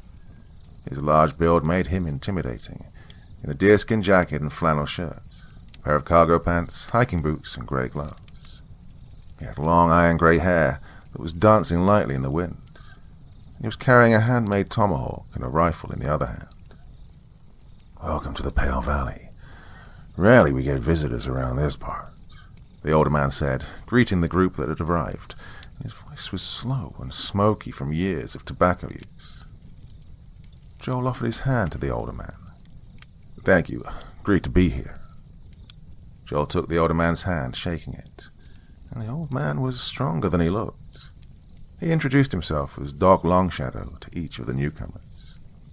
"Yes, I understand you're looking for someone or something," he asked before introducing the two with him. The woman was named Liz, and the bigger man was Jacob. Wendy Benoit. She here?" Joel asked, to which Doc shook his head, but told him she was out of town and would be back later, in about a week. The three then led Joel and the rest of the crew to the old Buckeye Lodge, a small but cozy cabin on the edge of the village. The cabin was big enough to hold all of the equipment, and the crew were comfortable with chairs, a couch, and a fireplace that had a roaring fire already started. They unpacked their gear and equipment before going to bed. Well, as the weeks passed, Nolan and Quincy had gone to conduct recon for filming locations, while Frank and Cassie got the living room for the interview and got some supplies. The crew also got to meet more of the townspeople. Doc was the elder in the town, and Liz was his aide, while Jacob was the sheriff. All of them got a tour of the town, got its history, its popular locations, and learned the local traditions. Doc even told them of the festival that would be starting in the coming days. But with the good was the bad. Strange noises, the feeling of being watched, and the way the locals had been acting. Well, the longer the crew was in town, the stranger the town became. They were friendly, but the townspeople here were maybe too friendly, and the way they looked at the five of them, like each one was a cut of meat, well, the whole thing had all the crew on edge. What was worst was that all of them had the same feeling at night. That was until the last week of their stay. Doc arrived at the cabin. "Is everyone ready for a drink?" Doc asked, taking them to the local tavern. Well, Ten Elks Tavern was at the center of the town, and while it was small, there was a welcoming aura to it. It looked very local, with pool tables in the corner, dartboards, and a pinball machine at the far end. The owners had scattered the tables about the bar, with patrons all deep in conversation, but they turned their attention to the party when they walked in. Looks cozy here," Quincy said, with sarcasm in his voice, getting an uneasy feeling from all of the staring faces. So he opted to go to the bar, telling the bartender to give him a Jack and Coke and keep them coming. Nolan joined Quincy, getting himself a beer, and beers also for Joel, Cassie, and Frank. All of them felt the crowd's eyes on them. Cassie was getting a chilling feeling when she sat down. Joel and Frank were also clearly on edge. Even when they were ordering food, they felt out of place here. Well, these people didn't look at them like they were outsiders. It was more like they were items on the menu. Ugh. Rabbit meat, horse meat, deer meat. It's like any type you like they have. "What kind of place is this?" Cassie asked, speaking in a hushed tone to the rest of the group. Well, this made Joel and the others take quick glances around, assessing the crowd. All 5 of them tried to hide how on edge they were. Doc was nowhere to be seen, and it was more than a little odd that their host had disappeared on them so suddenly. Luckily enough, Joel had packed for anything, and had given each of them a weapon back at the cabin to carry while in town. After the weeks that they'd stayed, all of them were now thankful for Joel for these weapons. It didn't take long for one of the locals to walk up to their table. He was a balding man with a high widow's peak and thin wispy beard, a lanky man with a massive beer guns. His eyes were small, beady and dark. Dressed like a hick at a trailer park with his denim jacket, jeans and trucker hat.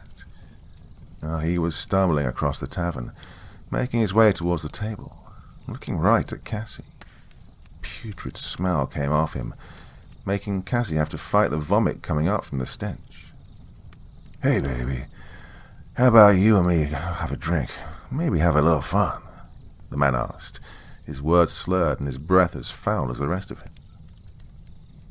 Joel and Frank got to their feet, ready to step in, when the door opened and the crowd in the tavern cheered at the person walking in.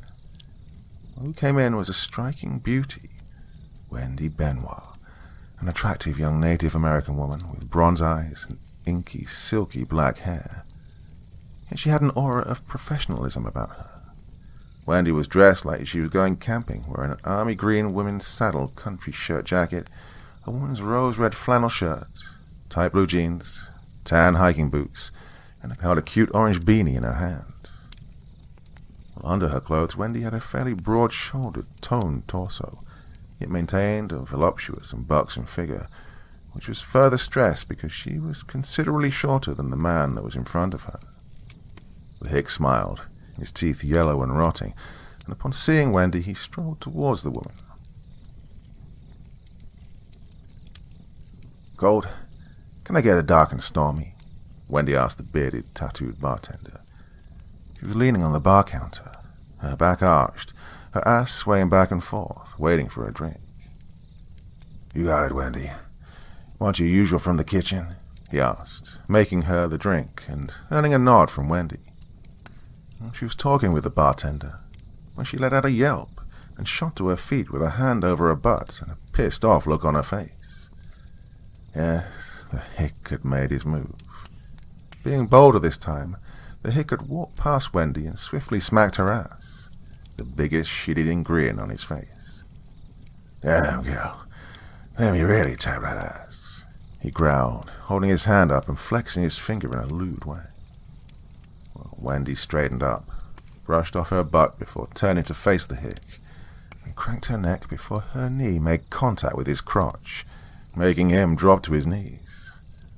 The hick was groaning in pain and looked up at Wendy, only to find the business end of her knee knocking him to the floor, his nose now gushing blood. "Bobby, touch me again with those greasy hands. I'll break it off and feed it to you," Wendy told the hick. Her boot was on his chest, pinning him down. Well, all took notice, checking Wendy out.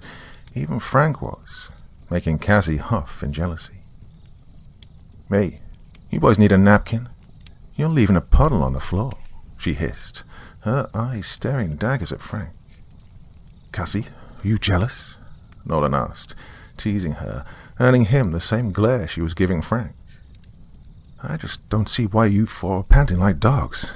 She's not all that hot," she said, huffing again. "Cassie, look at her. She looks like she should be a model for Sports Illustrated. You look like a model for Playboy," Nolan said, pointing from Wendy to Cassie. "Oh, you would say that, you freaking pervert," Cassie spit out in a low tone, making Nolan go silent. "Well, you want to try your luck? Go talk to her and get your teeth kicked in," she grumbled. And the two went on like this for a while until Joel stood up, heading to the bronze-eyed beauty. "Excuse me, miss, but are you Wendy Benoit?" "Yeah. Who are you and why do you want to know?" Wendy asked. Wendy asked as one of the wait staff set her drink in front of her. She looked at the older man with a drink in her hand. Well, she still looked annoyed after dealing with that pervert earlier. "I'm the guide to that film crew over there," Joel began, pointing to Cassie and the other three men. "We're here to do interviews with locals and tourists on sightings of local legends. We've been told you know quite a bit about it," Joel explained, getting a bored and annoyed look from Wendy. Visibly annoyed that someone was interrupting her when she was trying to relax, and here this guy was bothering her. "Well, take a seat in your Frankenjoy, but any funny business and I walk," she warned him, her voice luscious, very tasteful and attractive, appealing to Joel like the call of the wild. With that, Joel gestured for the others to join, and they brought their drinks and food, having a good time getting to know Wendy as she got to know them, but, well, like all things, it had to end as the tavern was closing. Nolan and Quincy were checking Wendy out the entire time, and as the night drew to an end, Wendy stood up, about to head out. "Oh, Wendy, if you've got nowhere to go, we've got an extra room, plus we haven't done the interview yet." Quincy was hiding his lustful intentions with a toothy smile. Wendy's eyes narrowed at the bearded man. She was no fool and knew Quincy was looking for more than a simple interview, but she took the offer all the same. "Fine, I can take you in my Jeep. I can take most of you, but the rest will have to wait here for me to come back," Wendy said, leading Joel, Frank, and Cassie, while Nolan and Quincy were left waiting.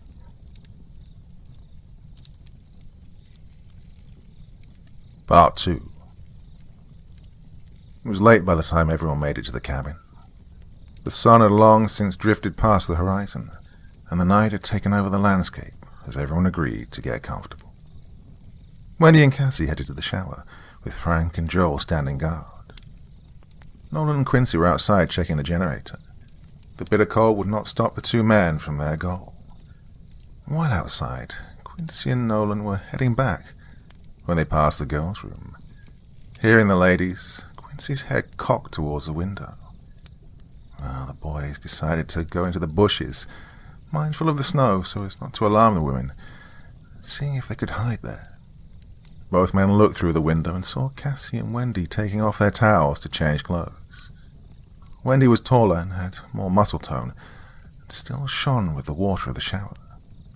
And she had those buxom curves and ample bust, while Cassie was a gorgeous subject in her own right, with her athletic yet far more voluptuous figure, with her larger bust and wide hips. Both men were drooling over the ladies. Quincy had his eyes on Wendy like a panting dog.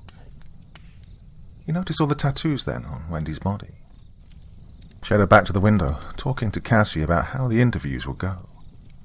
Wendy's back had a massive skeleton with a Native American headdress, with a tomahawk in its hand, and two other skulls on either side of the Indian figure. The tattoo started at the middle of her back, up to just the top of her butt, with the word Exile written below the Indian. Across her shoulders were the words Smile at Fear in elegant cursive. Wendy turned around to grab her duffel bag, revealing 2 more tattoos. A skull with roses around it on her stomach, going around her belly button, and a bone-handled bowie knife and a tomahawk crossed in an X, with writing on the bottom going from her right thigh to her right knee. Well, Cassie didn't have any tattoos the size of Wendy's, only a butterfly on her lower back and an archer on her shoulder. 20 minutes later, and everyone was in the living room. Wendy sat on the couch in a light blue tank top with the hem ending above her navel and low-rise black sport shorts. Cassie was in a chair across from her in simple underwear and a long-sleeved shirt that was her pajamas, and a blanket over her. Joel was at the window, watching as a safety protocol. Nolan was holding a camera while Quincy was operating the sound boom. Frank was by the fireplace, tending to the creaking fire. "You're looking comfortable, Wendy. Shall we begin the interview?" Cassie asked, grabbing a pen and notebook from the coffee table. "Well, maybe we can start with you or your expertise on the local legends," she added as the camera rolled. "Sure, I can start with me. That's not a problem," Wendy began, her chin resting on her hand. "Great, so, tell us about yourself," Cassie asked, setting her notebook on her lap. "Well, I was born in a small village near what would be Toronto. I was so happy then. My papa was a hunter and the chief of my tribe. My mother was the medicine woman for the tribe. Well, those were good times, but like all good things, it must end," Wendy said, a sadness to her voice. She looked away from the group, drawing her gaze to the window for a moment to collect herself. The shine of a single tear was visible on her cheek. "Oh, my family, hell. They slaughtered my entire tribe." "Who slaughtered them?" Cassie asked, trying to hide her eagerness, masking it with a sympathetic look and tone that made her appear disingenuous. Wendy clicked her tongue out of annoyance, but gave Cassie what she wanted. All the same, before straightening up in her chair, Wendy's eyes flashed a pale white. Laughing Bear. He and 2 others wanted to eliminate the competition. He had a hunting party of monsters attack my tribe and killed them. Oh, not only killed, worse than that. She started, her hand shaking as this reopened a wound that Wendy thought was nothing more than a scar. Well, no longer. "That sounds horrible. But how are you alive after that?" Cassie's words spilled out of her mouth without thinking. Wendy's expression remained neutral, but Cassie could tell there was a slight twitch in the corner of her eye. Wendy looked astonished by Cassie's forwardness. "A man saved me. I think of him now as a father. I grew up with him and his other children, all orphans like myself. I remained with my new father for a long time. We had some grand adventures, and I love my new family and still have contact with them. I lived with them until I met my husband." She reminisced at the memory. "You're married. You don't have a ring?" Cassie asked, her eyes on Wendy's right ring finger. "Yes, I am. Have been for many years. I just kept my ring in a safe place when I'm working. My husband's name is Harry, and I met while my family and I were in Quebec. Harry was on a hunting trip after that, and we ran into each other. It was after a run-in with a tribe of Dahinan. Well, imagine savage humanoid cannibals. They may be child-sized, but they're incredibly strong and often attack in large numbers. Evil little bastards. They're much like Wendigo, but what's worse is they don't eat women right away. These fuckers have other plans." Wendy hinted at the vile act before continuing. "Well, Harry was my hero, getting my ass out of the fire. Well, I was an adult at this point, and while no pushover, I was overconfident, way over my head, and this Tehean had me dead to rights, ready to do the unspeakable. And here comes Harry like some mad animal. Oh, the look in his eyes at those dwarfs. Let's just say I'm glad it wasn't for me." While Wendy was trying to make the drama and fear real, her expression was odd, as was her tone, like this was arousing her. You need a moment. Sounds like your husband's a real man," Cassie asked, her pen in her mouth, listening to every word. "I'll be fine. Well, he's the best man in the world. I'm his. Now, I've saved him here and there, too. He and I became partners after a while. He's a hunter after all, and I wanted to join him and do what he does. Oh, he had some marvelous adventures too. Oh, we had a run-in with Lechusa and her ta-ta-ta-kla. Oh, and a really nasty scootamooch. Oh, good times in those days, when it was the two of us, Wendy said, her eyes filled with nostalgia. What are those? Dwarves or other monsters? Cassie continued to ask her a series of questions, not sure of what to make of Wendy's story. Shudakamooch, the Ghost Witch, is one of the scariest and most dangerous figures in Passamaquoddy and Micmac mythology, and in America.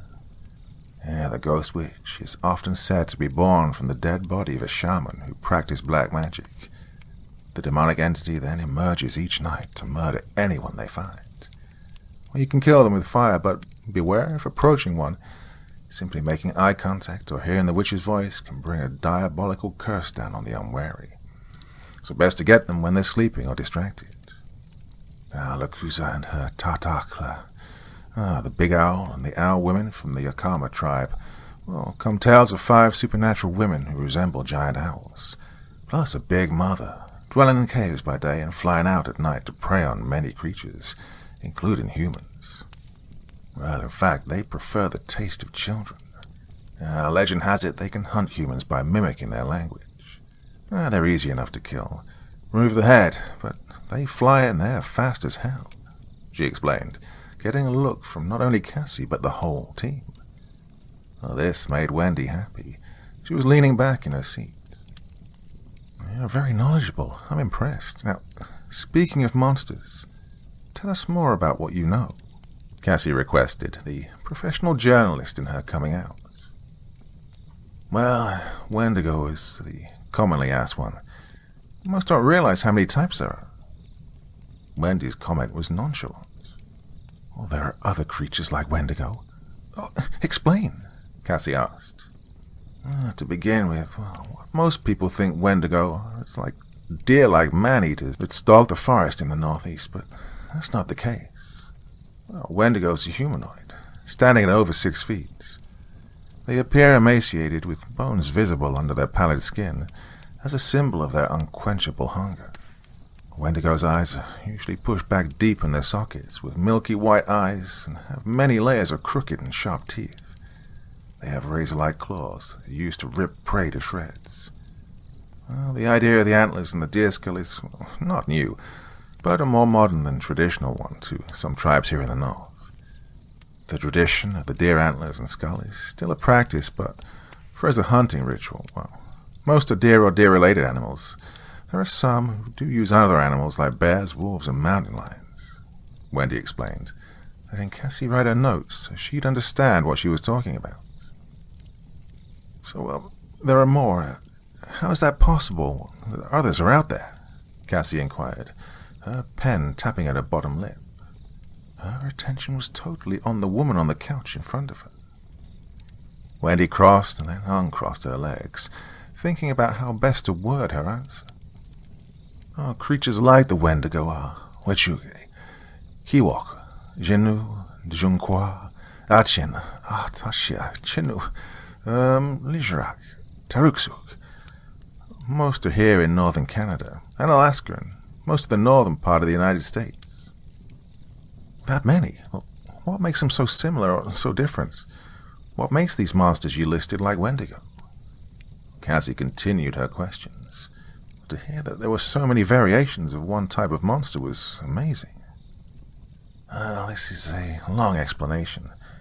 For starters, most, if not all of them, are cannibalistic and spirit-like, so if they die, they can possess those that engage in cannibalism. Now, this is only possible if they're of pure blood, but, well, let's start with the Kiwok. They have a culture. It's like the Abenaki tribe of the northeastern United States. A Kiwok, or Giwakwa, was a giant cannibalistic half-animal, half-human creature that inhabited the forests and woodlands of the area of present-day New England and Quebec during ancient times. Now they've spread across the northeast, and some are here in the Yukon. Most legends describe them as former humans whose hearts turned to ice because of either possession by an evil spirit or commission of some dreadful crime, such as cannibalism or allowing a person to starve. But, well, he doesn't feel regret for his crimes. He only feels hunger. That's all he can feel. But they look more like giant humans with animal features. Some have antlers, or some have horns, or even wings. Well, Wendy felt her explanation was a little long-winded, but she had some venom in her tone. Next we have the Chenu, another evil cannibalistic spirit. Well, seen as cannibalistic ice giants, or Yeti-like, though the two are not related. Now, Chenu is larger than the average man. Getting bigger the hungrier they are. Now, they have sharp fangs which stand out because they chew off their lips. They're hairy too, with thick, ashy hair, with horns. Now, Chenu used to be human, being corrupted by dark magic and cursed to eat people's flesh. Their bodies become excruciatingly warm and hair grows. Thus they look like a Yeti, forcing them to live out in the snow. There are a few ways to kill a Chenu, usually requiring you to do so more than once. Now some versions say the only way to make sure they're truly dead is to chop up their bodies into multiple pieces. There's no way of destroying the Chenu except by destroying their icy heart, either by tricking them into eating salt or forcing them into eating so much that they throw up. Wendy continued, seeing that no one was interrupting her. Now, Chenu is a wild and cannibalistic hairy giant, normally in Maine, with a culture like the Miwok, in the same region. Chenu is comparable to the Wendigo and to a lesser extent Sasquatch. There are more mysteries, more rumors. Wendy was reviling at the expressions of her audience. And now we have the Wechuge, a man-eating creature or evil spirit that acts like members of the Athabaskan people. Some were people possessed or overwhelmed by the power of one of the ancient giant spirit animals. They start out as savagely animalistic. These giant creatures become a crafty, more intelligent, powerful, and yet somehow keep their power despite being transformed into humans or icy, massive animals. Like the Wendigo, the Wechuge seek to eat people, attempting to lure them away from their fellows by cunning. But it's made of ice and very strong, and the only way it's killed is by being thrown on a campfire and kept there overnight until it's melted, Wendy said, and the crew was now noticing the underlining venom in her tone. Yeah, the Tariaksuk's a humanoid creature associated with shadows, invisibility, and obscurity. They're the same as any other human being. They have houses, families, weapons, tools, and more.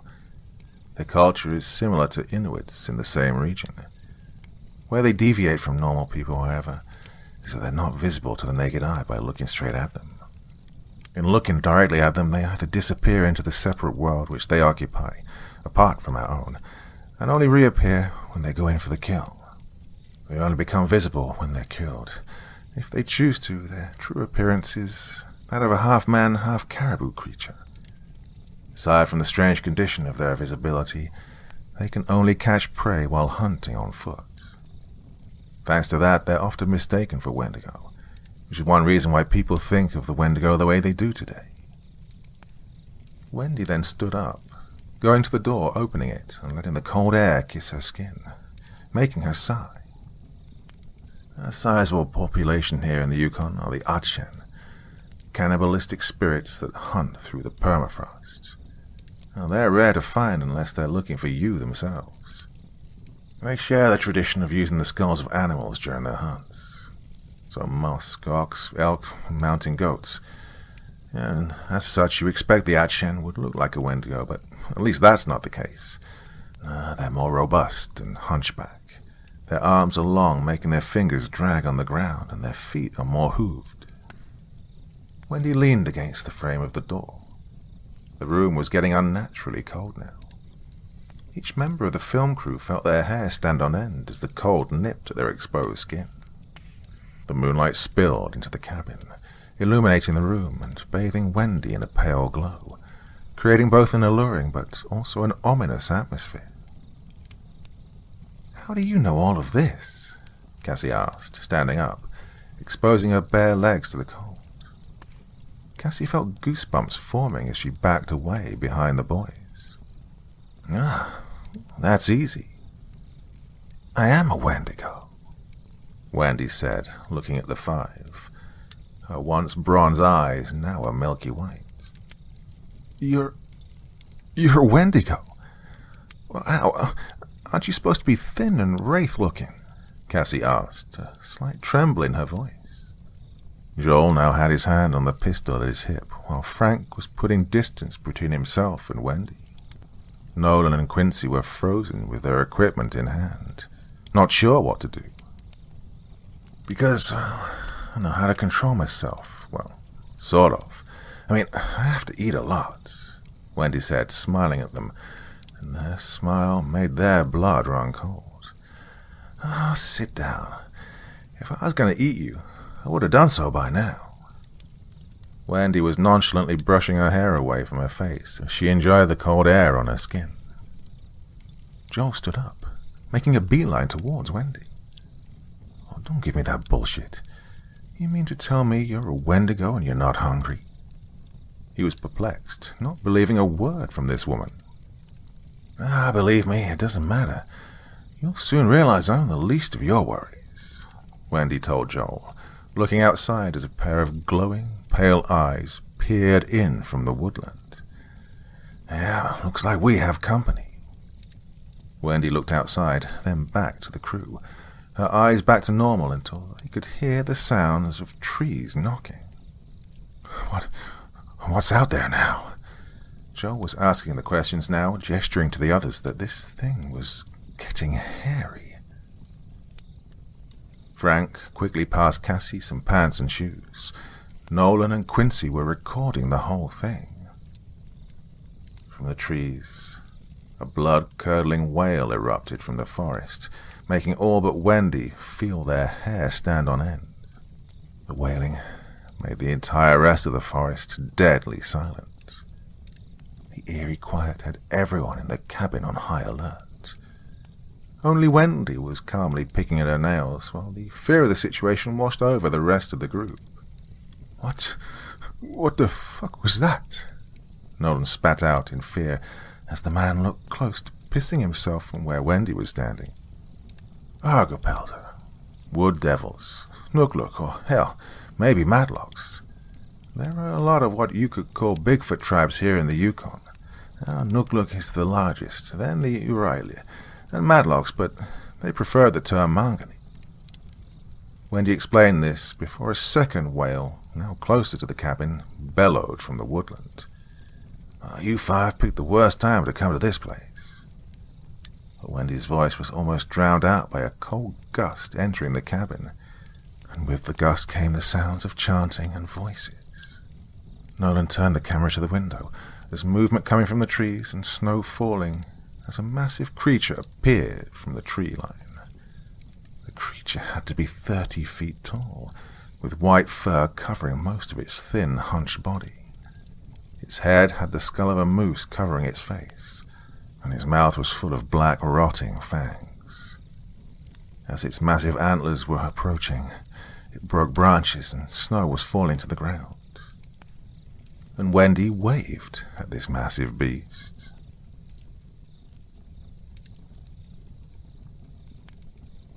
Part 3.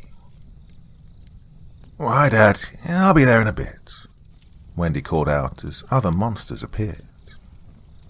Wendy shut the door and returned to the couch and gestured to Cassie to sit. Now, let's get back to the interview. Wendy was acting casually about a band of monsters hanging out just outside the door. Oh, why are those things outside? Is it because of you? Cassie asked. She had the feeling that Wendy was playing games with her and all of them. Yeah, it's as long as I'm in this cabin that you're safe, but you two have been busy, haven't you? Wendy looked at Nolan and Quincy, grinning at both of them. I know you two were spying on me and Cassie. Naughty boys. But you two were setting traps as well. Wendy was jovial, almost gleeful. How would we have done that? Nolan asked. He was as nervous as Quincy, both men now looking frightened. Well, it shocked Cassie that they would spy on her, but that shock became anger. Both the men were terrified of the Wendigo sitting on the couch, with that shit-eating grin on her face. The two looked to their fellow crew members, seeing that Frank was as furious as Cassie. The realization now that they were in deeper shit than they first thought. The shadows of the woods hid several creatures that had joined the massive Wendigo. There was a group now standing in the woodline. They all had thick black hair on their upper body, leg, and the head was slightly pointed at the back. They also had a long beard that reached its waist, and wore moose skin ankle-high boots, a moose skin loincloth with bone or flint knives on their belts, which made the creatures look more like cavemen than Bigfoot. There had to be more than a dozen of them. Primitive weapons, simple clubs with large stones fixed to the end of a thick wooden shaft, and branches torn off trees heavy enough to kill a full-grown man with little effort. Or they had ancient spears thick as a man's forearm, with points of wood and stone sharpened to a razor point. These were what were in the hands of these cave-dwelling beasts. The last to appear was a Wendigo who was gaunt and horribly emaciated, with its ashy grey skin making it look pale in the moonlight. More pale, long, bony arms with hands that were enormous, fingers tipped by sharp claws dragging on the ground, and a large, distended abdomen. Well, their arms and legs were long and slender, and they all stood hunchbacked. Their skull-like faces had short strands of long, stringy hair, and sunken black eye sockets, and mouths filled with long, jagged teeth. They emitted audible, raspy exhalations, breath a cloud of frost mist, before letting out a piercing scream to intimidate those around them. Wendy was messing with her nails, waiting to see what the humans were about to do. Joel headed to a massive trunk that they had with them. "It's go time, people. Get your gear. We have monsters to kill." Joel's words cut past the tension, snapping his crew out of their shock and fear. Joel popped open the trunk, grabbing and tossing a bag at the rest of his crew. Well, Frank's pack armed him to the teeth, the hunting sword in his hand, going into the leather sheath on his side. The 36-inch long, straight, single-edge, pointed blade sported a serrated saw edge on the back of the blade. The hilt featured a thin knuckle bow to protect the fingers, with a trigger to a small matchlock pistol built into the hilt, with deep firing grooves cut into the fuller of the blade. Hanging on a ring on his belt was a single-handed hatchet striking tool, with a sharp blade on one side and a hammerhead on the other. The axe was simple on the surface, but Wendy had to guess several secrets were hidden within it. The shoulder holster Frank wore had a pure combat knife attached. A broad leaf-shaped blade sharpened the full length on one side, and from the tip to half on the other side. Coated with a dull matte finish to prevent detection at night from stray reflections, the blade would be near invisible in the dark. A pistol was in a holster and a double-barreled shotgun was in his hand. "Cassie and myself will take the windows covering any blind spots," Frank told Joel as he loaded a round into the shotgun. Cassie had a sword on her too. A cutlass was on her hip, a short, thick, slightly curved blade and a hilt that had a solid cup to protect the hand. On her ankle was an FS fighting knife with a slender blade almost stiletto-like, a weapon optimized for thrusting. But Wendy was aware of the FS knife's capability to inflict slash cuts to an opponent with its cutting edges. The brass oval crossguard, knurled pattern grip, and rounded bull pommel glinted dully in the lights. The Taurus PT-92 on her hip, ready to be drawn, and next to her was a Riot model Ithaca 37 shotgun with pistol grip and tactical sling. But the umbrella beside her shotgun stood out as odd for something to protect a person. "Look, we can handle them if Quincy's shooting hasn't got rusty and Nolan's traps actually work," Cassie hissed, still angry at the two men. Quincy sheathed the 25-inch short sword and a pair of brass knuckles in a holster on his belt, beside his pistol on his hip. 2 rifles were beside him. An Enfield L1A1 SLR rifle was by the window, while a high-powered Blazer sniper rifle was being mounted on a stand in front of the window facing where the Wendigo was. "Almost set, Nolan. You have those traps set, yeah?" Quincy asked, loading a round into the chamber of the rifle. "Well, they aren't close to them yet, but I have triggers ready for any that miss the traps I have set," Nolan explained, with a trigger in his hand. Nolan was holding a short-bore spear in his hand, with 2 lugs on the spear socket behind the blade, with each lug attached to hook an opponent's weapon, additionally acting as a barrier to prevent the spear from penetrating too deeply into the quarry where it might get stuck or break, and to stop an injured and furious target from working its way up the shaft of the spear to attack Nolan. Well, the shaft itself was short, but there was a trigger by his hand, so Wendy was wary of that weapon. Nolan's Mark I trench knife rested comfortably in the sheath, its 6 3/4-inch double-edged dagger blade with a black oxide finish, and the bronze handle had a chemically blackened finish too, with cast spikes on the bow of each knuckle. The spikes were intended to prevent an opponent from grabbing the knife hand, as well as to provide a more concentrated striking surface when employed in hand-to-hand combat. This was a weapon not just for hand-to-hand combat, but stealth as well. Close to Nolan was a crude club made out of wood, spikes nailed into the wood near the top and extended a couple of inches from the body. 6 spikes, all evenly spaced around the circumference, with one sizable spike at the end of the club, made to be lightweight and to kill the brain of whatever Nolan swung it at without getting stuck in the skull. The rest of the club was wrapped in barbed wire, adding to its lethality. He had a cord leather strap at the end of the club, and the pistol on his belt and the M16A1 was hanging in front of him. "Isn't that a little much? I mean, a spear and a club. Can you even handle all that?" Cassie asked. Well, like the others, she knew that they were in for a long night. "I can. We have God knows how many of those things out there." Nolan sounded like he was whining, like this was more of an annoyance than a life-threatening situation.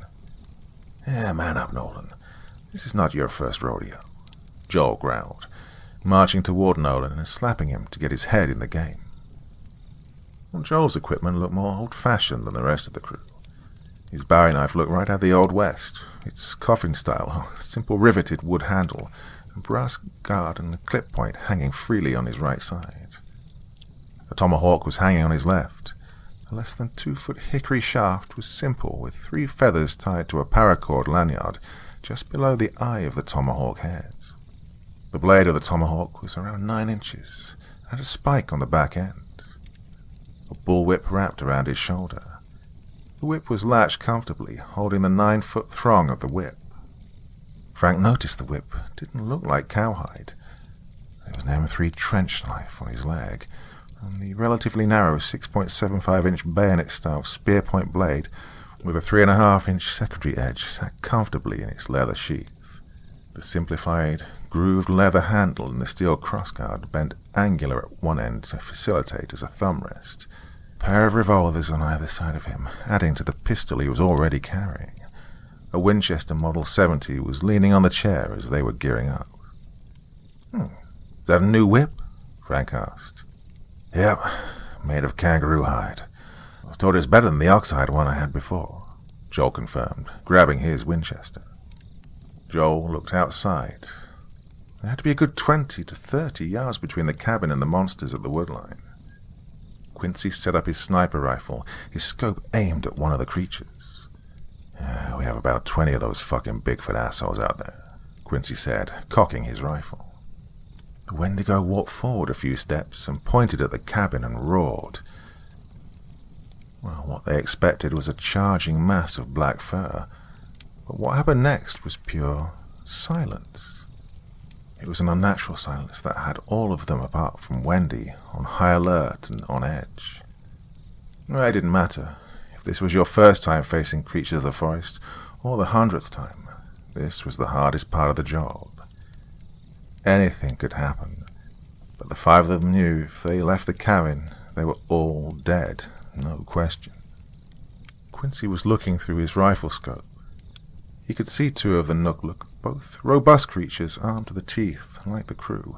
One was dragging a vicious-looking club, and had a primitive stone knife.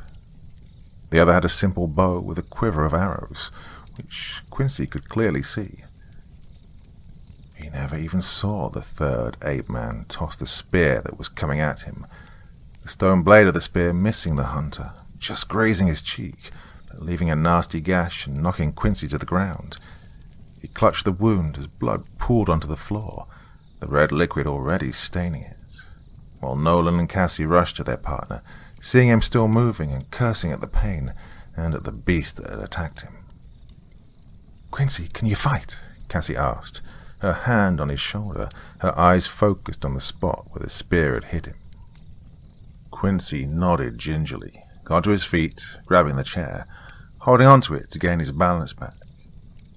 The wound on his face was still bleeding badly, and drops of blood were hitting the floor. He staggered towards his rifle, only to see a furry arm grabbing the weapon, dragging it out of the window. The sound of bending metal shattered the silence as the Nugluk twisted and bent Quincy's rifle into a twisted, useless mess. Quincy was swearing in utter pain, seeing what was left of his weapon. Thankfully, he had a second rifle, and in the echoes of his old master's words, a backup's never a bad thing to have. This thought ran through his head while Quincy got into position, grabbing his other rifle, just as the sky rained spears and long primitive darts, piercing the windows and sticking to the side of the wall. In revenge, Quincy fired off 3 shots, killing 2 of the Nugluk, including the one that had maimed him. This got the response the hunters were looking for. The Nugluk stopped wasting time and charged at the cabin, swinging their clubs and axes, roaring and bellowing in rage at their fallen tribesmen. They were going to destroy that cabin, and they would feast on the men and use the women before eating them too.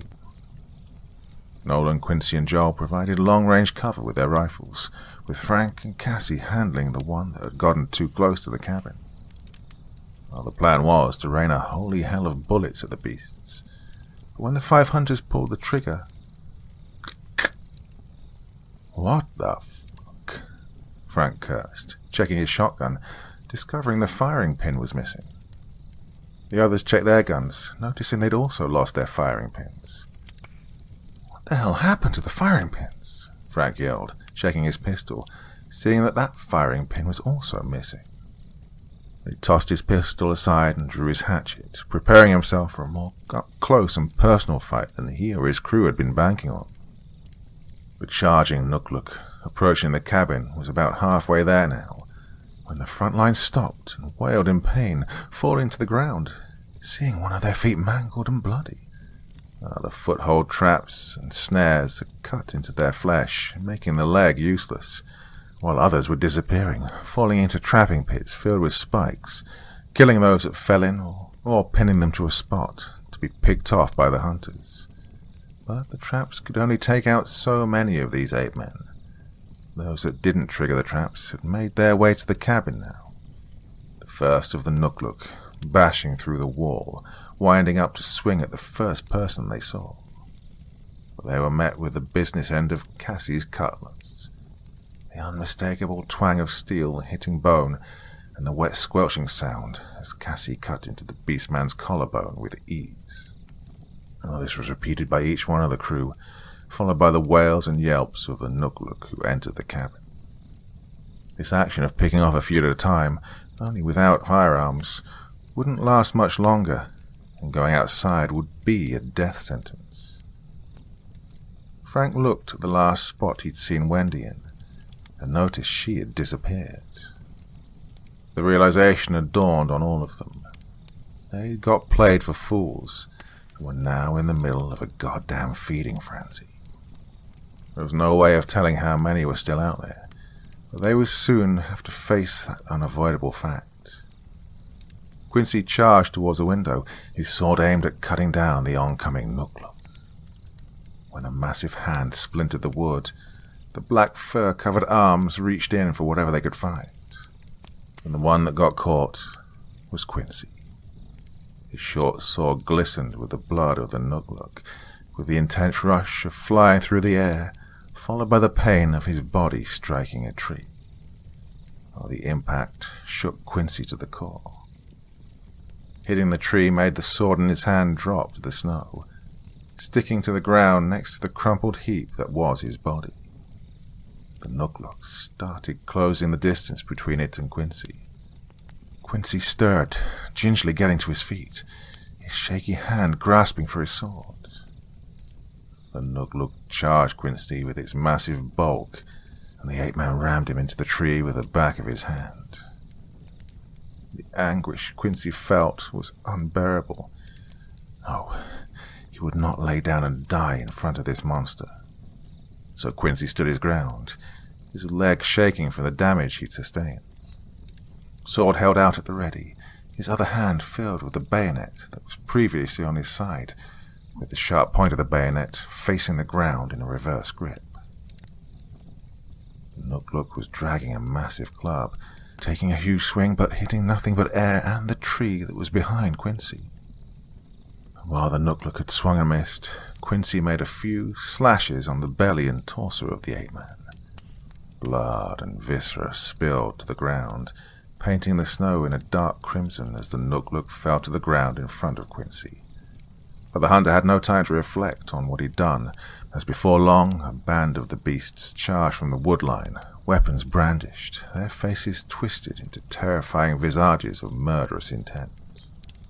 Quincy knew he was facing certain death, but he would not die without taking some of these monsters with him.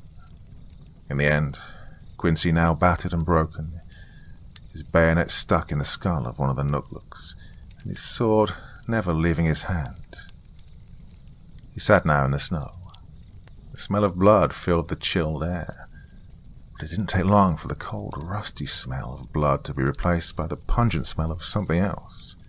Something that told Quincy that he didn't have to look up to know that the Wendigo was standing there, and that hot, rotten breath was on him. And here he was, facing death. He couldn't fight back, so he spat at the Wendigo in an irrevocable act of defiance, before the Wendigo rushed him and began tearing him apart. Well, the blood-curdling scream coming from Quincy, and hearing the wet squelching sound of feeding, made the level of danger outside clear. Outside was the kiss of death. But it was also becoming clear that the cabin was not safe for much longer. The Nukluk were only here to weaken them, to chip away at their defenses and their sanity. Gussie was losing her nerve, her hands shaking, making the cutlass rattle. Joel was hiding the fear that was bubbling in his guts. His expression remained like stone. How are they going to do this? He thought, as he looked towards Frank. Frank looked terrified, and his eyes were shifting to the window. The Nukluk had surrounded the cabin. Their screams were bone-chilling, the rattling of their weapons an act of intimidation in the chilly night air. Every Nukluk was silent now, standing like a soldier awaiting the orders of their master.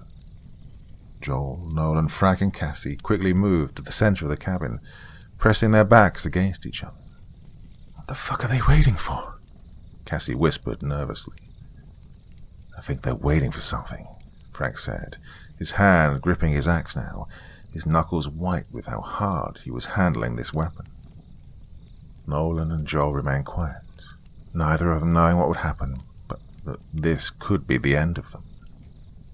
Both men suddenly felt white, hot pain hit them. Nolan was bleeding from his leg, while for Joel it was his arm, making him drop his bowie knife. The blood was dripping off a crudely made knife, a sharpened piece of metal attached to a part of a human jawbone, put together via a piece of string from an animal gut. The hand that held this knife was thin. The skin was pale, as if the one holding the knife hadn't seen the sun in years. The hand was more frightening, with its razor-sharp claws, than the knife ever could be.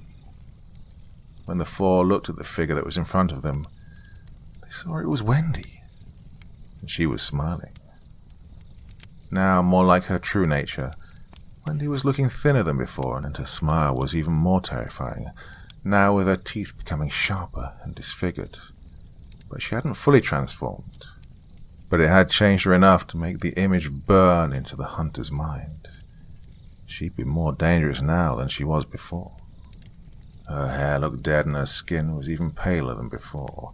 A long claw-like finger wiped the blood off the knife, and she licked that same finger. Her eyes were rolling in the back of her head, with how nice the blood tasted. Not bad, but not the best," Wendy said. Her voice was now more animalistic than it had been before. She was utterly terrifying, and each one of them knew that they would have to kill her to have any chance of survival tonight. 2 other Wendigos waited outside. Well, the 4 of them weren't fools. They were trapped, and they knew there was only one way out. Joel picked up his bowie knife and looked at Wendy. "You knew we were hunters that planned this?" he inquired. Wendy shook her head. "You're right on one thing.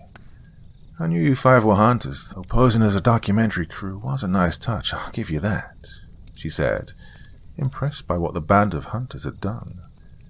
"But you had to be nosy here, kill some of my friends. That made it easy to figure out what you were." "So it was you who sabotaged our guns?" Nolan accused her, quelling his fear for a moment. But the fire was snuffed out of his anger, with Wendy merely smiling a sick, twisted smile at him.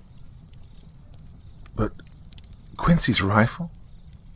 "Well, I didn't do that directly, but the townspeople here aren't the most trusting of sorts. All they had to do was wait. You thought it was smart to hide them in that trunk? Fool," Wendy said, shrugging. "We had to leave one alone for beneficial effects, that you all didn't check your own guns," Wendy said. "You've dug your grave. Now lay in it." Her tone was now sober. She grabbed the air and made a pulling motion, summoning a large Viking axe. "So, who's first?" she asked, that sinister smile back on her face. "First?" Nolan was the first to speak. He stepped up while the others watched their lines of sight. "Nolan, you sure about this? That look in her eyes says she isn't playing. She's serious," Cassie asked, her voice low, glancing looks to her friend, her anger from earlier gone. "Yeah, I'm sure you 3 can get out of here while I keep her busy," Nolan whispered back, a hand gesturing for the other 3 to run. "Yeah, fat chance of escape. The Nook have been ordered to kill anyone that's not myself or the other 3 that will join us," Wendy said, her form human once more, her frame leaning against her axe, making her body curve deliciously. The 4 hunters said nothing, but their dread was washing over them once more. 3 people then walked in. Doc Longshadow, holding the moose skull, Bobby the perverted hick from the bar, and Liz, Doc's assistant. "Pick your poison," Wendy said, gesturing her hand to one of the 3 who'd walked in. Nolan sized up the 3, rolled his shoulders, and lifted his spear. Pointed it at Liz's smile, which was wider than a normal person should have, with a mouth full of razor-sharp teeth. Nolan fought hard, but Liz was too much for the man, even with his spear. The spear lay broken next to his now half-devoured body. Joel fared better, but against Doc, the hunter ended up with a gunstock club to the gut, and Doc, being a mean bastard, was letting him bleed out. Cassie could have had a far worse fate if Wendy hadn't shown mercy, killing her, and Bobby too, that man trying to satisfy his lust, not hunger. Bobby took the trench club belonging to Nolan and used the club brutally, relishing his time with Cassie, much to Wendy's disgust, before the last straw was seeing a beaten Cassie helpless, almost being raped by Bobby. Now Wendy wouldn't stand for that. Bobby was soon a dead corpse in the corner, with the marks of a bullet wound on his forehead. Cassie had died from her injuries, but she wasn't being eaten. And that's because Frank was the last man standing. He stood between Cassie's body and the monsters before him. The butt of his axe was smoking, but he pushed the head off his axe, hiding the firing mechanism. He was looking now at Wendy. "Why?" he asked, unsheathing the hunting sword and cocking the gun attached to it.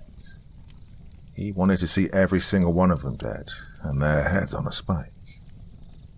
"You hunters, you and your people have hunted and destroyed my people. Well, that's what I'd like to say, but honestly, You just had the worst timing to come after a village of man-eaters. Wendy's answer was a little disappointing, mainly for the hunters and their lack of preparation. Their traps around the cabin had been lackluster, and the security in the cabin was laughable, with only Frank having a working firearm. Joel was spitting out blood, his body feeling every agonizing movement as he got up into a sitting position. "Frank, kill them. Do you?" Joel started growling at Frank, but got cut short as a fresh wave of hot pain overtook him, the handle of a knife in his shoulder. "That's enough out of you, Hunter," Wendy said coldly, and then turned her attention back towards Frank. "You think you can escape from here, Hunter?" she asked, every step she did avoiding Frank's swings of his axe and swords. Frank took the last swing of his axe to meet Wendy's claw to his neck, killing him, the wet, warm feeling of his blood pouring over Wendy's hand, making her heart race from hunger and her mouth water.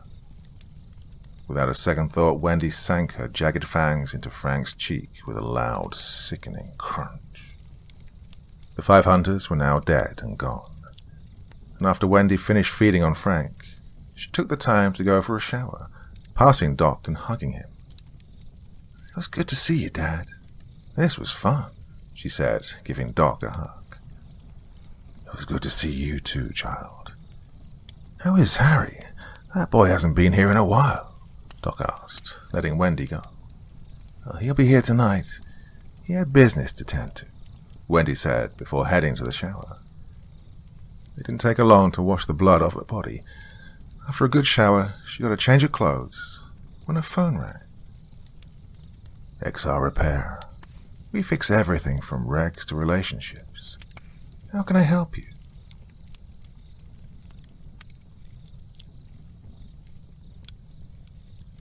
Wendigo Nation. Clementine's Folly.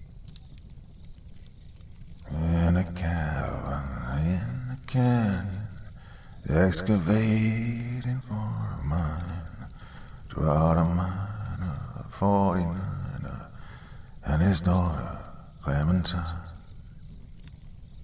The year 1905. Luke huffed and puffed his way down to where his team had hidden their raft at the trailhead. He had to get away from the whispers, the wails and cries in the night, from the blood and the constant fear of death stalking the forest. No matter how rich the strike, it wasn't worth his life. At first, he and his partners had been able to write off the noises as wind in the trees and rocks, then wild animals, but then lost souls. Francois was on night watch the night after Big Ed saw the apparition. When Ed claimed, "I seen some sort of pale, skinny, spiky thing in the trees that was way too tall for any man or beast." Frank had been the only one with the temerity to laugh off the tale. Big Ed, probably dreaming, eh? Thinking about some tall, skinny women all pale in the moonlight. Maybe you saw some kind of loup-garou, no?" Big Ed had bristled, and no one with sense would prod too hard at the large, rough-cut character, though it was questionable how much sense Francois possessed. "Look, old Frank, all of you, I don't lie and I don't dream. Ain't got that kind of imagination nohow. I seen what I seen, but I don't rightly know for sure what it was. Could have been a spook or a rougarou, no idea. So, what do you want? I'm keeping my rifle and my blades to hand." He glared first at Frank and then at the others to determine whether anyone else wanted to have fun at his expense. They apparently did not. Francois simply shrugged and walked toward the entrance to their cave to assume his post. They'd taken to staying inside the front part of the cavern rather than the outside in tents. It was better shelter. They needed some time to ensure that it was a rich vein, not just a few striations. They'd also decided to gather a fair share for themselves.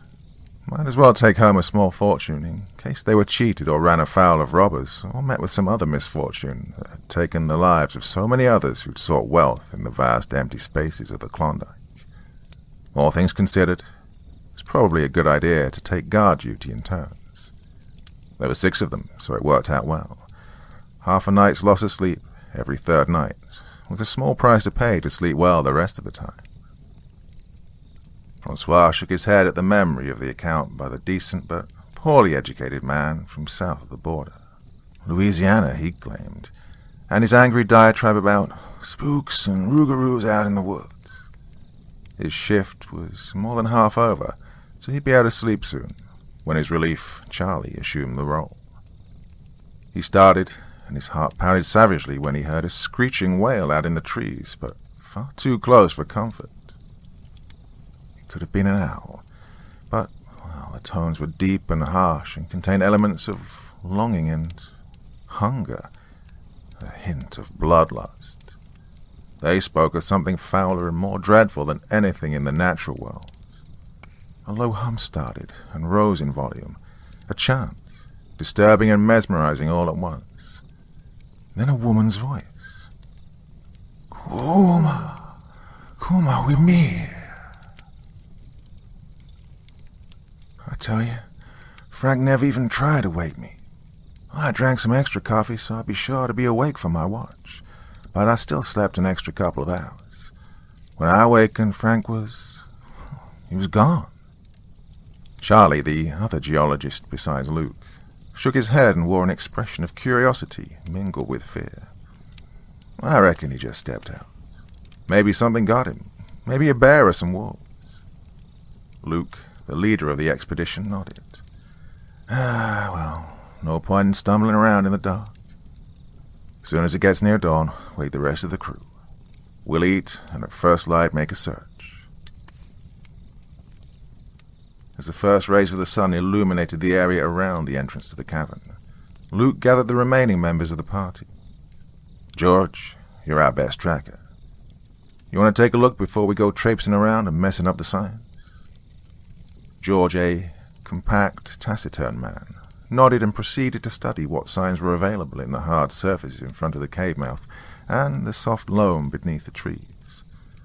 Once out among the trees, he began to look in earnest to either side of the trail they'd worn for themselves. Presently, he returned and reported. Not much. Ground's too hard, and the forest floor is soft, but mostly dry needles.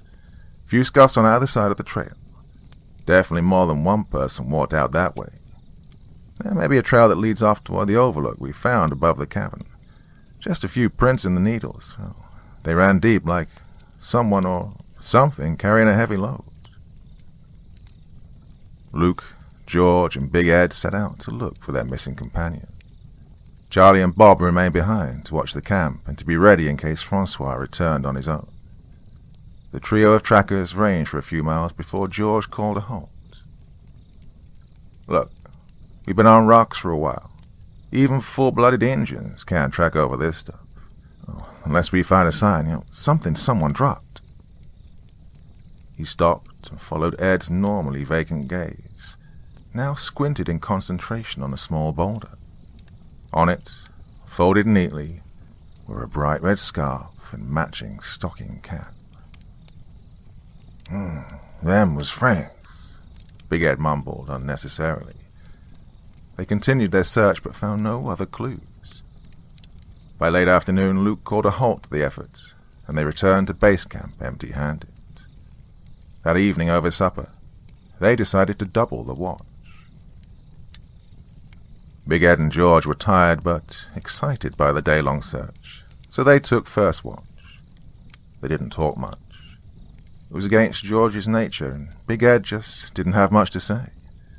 They both sat quietly, looking into the small fire they lit in case Frank was out in the dark and lost. "Help! Come, help!" Frank's voice emanated from the Stygian gloom, now enhanced by the loss of their night vision from staring into the flames. Big Ed rose precipitously, the way he did most things. He grasped his twin knives in his hands and stared around blankly.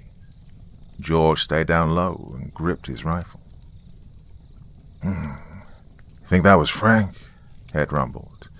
"Sounded funny, like maybe he was hurt." George nodded, though Ed wasn't looking at him to see. I don't know. The voice interrupted them. Come, need help. True to his nature, Big Ed charged precipitously toward the sound.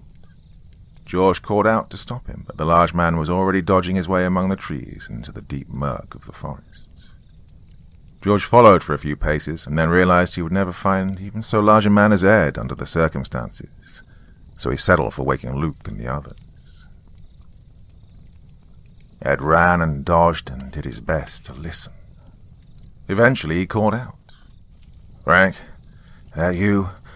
Where you at, Frank?" He was rewarded with only the sound of his ragged breathing in the cold night air. His vision had returned a little, and the half-moon light penetrated into a small space between the fir branches, not quite large enough to be called a clearing.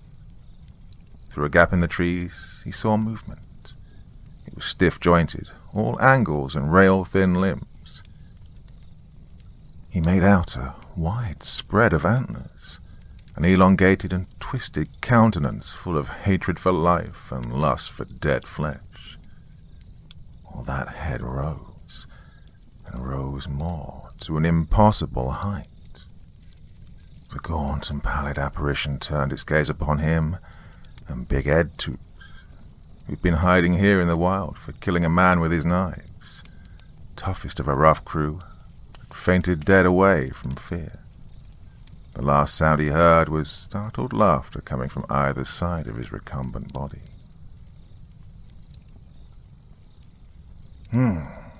George growled. Definitely Big Ed's tracks, and looks like he hid the ground. Little dirt to the outline where his head rested. And there, the dirt mostly covers it, but that's blood. They searched further, but if there were more signs, they'd been deliberately obliterated. Luke gathered the remaining crew near the blood-stained patch of ground. We have to go. No idea who or what's hunting us, but they've managed to take out our two biggest and meanest. What do you say, boys? Well, the agreement was unanimous and enthusiastic. Charlie spoke up. I say we get back to camp and gather what we can. Besides, Bob's on his own. If we are being hunted... Well, they hurried back as best they could. There was no sign of Bob, though he'd packed up his gear and had it ready to go. Apparently he'd come to the same conclusion about leaving as they had, all on his own. Then he'd, just as apparently left, only not on his own. A smear of bright blood that ended in a crimson handprint on the wall next to the entrance of the cavern spoke to his fate. They loaded minimal gear and maximum gold. They unashamedly took the shares of the 3 missing prospectors and divided them up as evenly as possible. The missing men would be unlikely to need the treasure, and it had already been extracted, so, well, it got dark before they completed the trek to the river. They found a nice campsite with a rocky outcrop that would protect them from behind. Luke suggested that they take watch in twos, with him on a long shift that would overlap the other 2 watches during the deep part of the night. Well, the tired campers were soon snoozing, whether on watch or not. Hurt. Need help. Bob's voice awakened the trio. The sound came from below, toward the river. The men looked at one another in fright. Was that really Bob? George asked. It sounded strange. Maybe kind of hungry. Charlie shuddered and then sat shivering and frozen in place. Luke gave the order. Everybody stay put. I don't think that's Bob. I think it's whatever's been luring us into the woods. He eased back the hammer on his old Winchester 73, a yellow boy rifle that had belonged to his father. I think that we're all on watch until dawn. Charlie? Charlie, you all right? Charlie started when Luke repeated his name. He looked at him as though he was a stranger, then looked at George in a similar manner. He gazed all around, into the encroaching darkness. He bowed his head and shook it, and then mumbled, I don't think I'll ever be right again. Help! Come, help! The voice rose in volume and pitch, then a rhythmic chanting, initially almost inaudible, ensued. Eventually wails penetrated the air to punctuate the rising tide of the quasi-tune. Moans and whispers spoke of hunger and need, of empty bellies and soulless plight. Charlie bolted upright and scrambled to his feet. Before Luke or George could stop him, he ran out into the dark, screaming, "Stop it! Stop it! Stop!" His last cry was cut short by a wet, crunching sound and a whining whimper, with the hint of a bubbling whistle as he expelled oxygen from an open wound in his airway. The sounds ceased abruptly. They were replaced by odd murmurs beyond the feeble light of their watchfire. Then a roar burst from above them, over the top of the rocky outcrop. The two surviving prospectors rose and bolted together down the mountainside towards the river. Luke looked back as they left the circle of light and thought he saw a large silhouette of a bullet-shaped head that rested directly on a pair of impossibly broad shoulders as it rose above the outcrop. He fled away into the forest and did his best to keep up with George, who was more experienced at moving in deep woodlands. They ran past several figures in the night, one of which was of gargantuan height, but thin in a way that bespoke the grave. Its pale outline nearly glowed. Then the men heard a gut-wrenching sound, crack, followed by a rumble that issued from above and behind. Avalanche! Luke jinked hard to the left, while George continued to run all out straight ahead and away from his companion and the falling rocks. The sounds of tumbling boulders and all too human screams of fear and pain stormed quickly after him. Luke found a tree that had fortuitously fallen upslope during some long-ago storm and dove into the hollow of the root ball. The rumble of the tumbling boulders and other detritus swept up in the rock slide, evolving into a roar, and he choked on dust and felt the sting of gravel as most of it pounded downslope on either side of his shelter. One large stone careened off the old tree trunk and sailed over his head and body, to land just a few feet downslope. Once it had all settled, the entire mess resolved into a field of boulders and rocks sprawled among the verdure of the lower slopes. He didn't look for George. Even a swift man could not outrun nature in the form of rolling stones. Some other entity, large and fierce, possibly prayerfully benevolent, had started the slide and interrupted the evil spirits that had set up downslope with their murderous plots. Luke decided right then that he'd be back. He still held the nuggets in his pack. Perhaps enough to start or buy into a mining company. He'd have to get back to Whitehorse to file his claim. A trek he would have to make on his own once he'd crossed the wide water of the Yukon River. The year 1908. That she wasn't like a fairy, and her shoes were number 9. Herring boxes without tops, sandals were for Clementine. Flynn, the fiddler, sawed on his eponymous instrument and warbled out the darkly humorous tune he thought so fit for the setting. After all, the mine company was called Clementine's Folly. The mine itself was set in a hollow with a drop-off from the mountain, rather than in a canyon. The hollow was like a large dent in the mountain, like a titanic fist had struck the slope and then poked a finger into the surface at the deepest point. Apropos for the song, nonetheless, and there was a nice cavern instead of a mere shaft. Not much by the way of an audience or prosperity in his current location. He was surrounded by miners rather than prospectors, but he was far away from the long arm of the RCMP, which was all to the good in his estimation. Likely, many of his companions were here in this remote camp for similar reasons. In any case, he was on his way to Alaska. Might as well change countries. He'd be no loss to Canada. The Klondike Gold Rush was coming to a close as a new century dawned. But there was a nice vein nearby, discovered a few years earlier. Not by the romanticized single old coot with a lone donkey, but by a small company of prospectors, at least a couple of whom had some grasp of geology. Flynn wondered why they looked here, though. Very remote and, well, not far from the river, it was still a random selection in the wide, wild map of the great Northwest. Yet it was not his worry. People in this type of settlement did not care for people asking too many questions, and a poking nose could be severed. Oh, my voice is already nasally enough, he smiled to himself. Not that these folks were choosy. A dozen or so customers sat scattered around the little saloon building.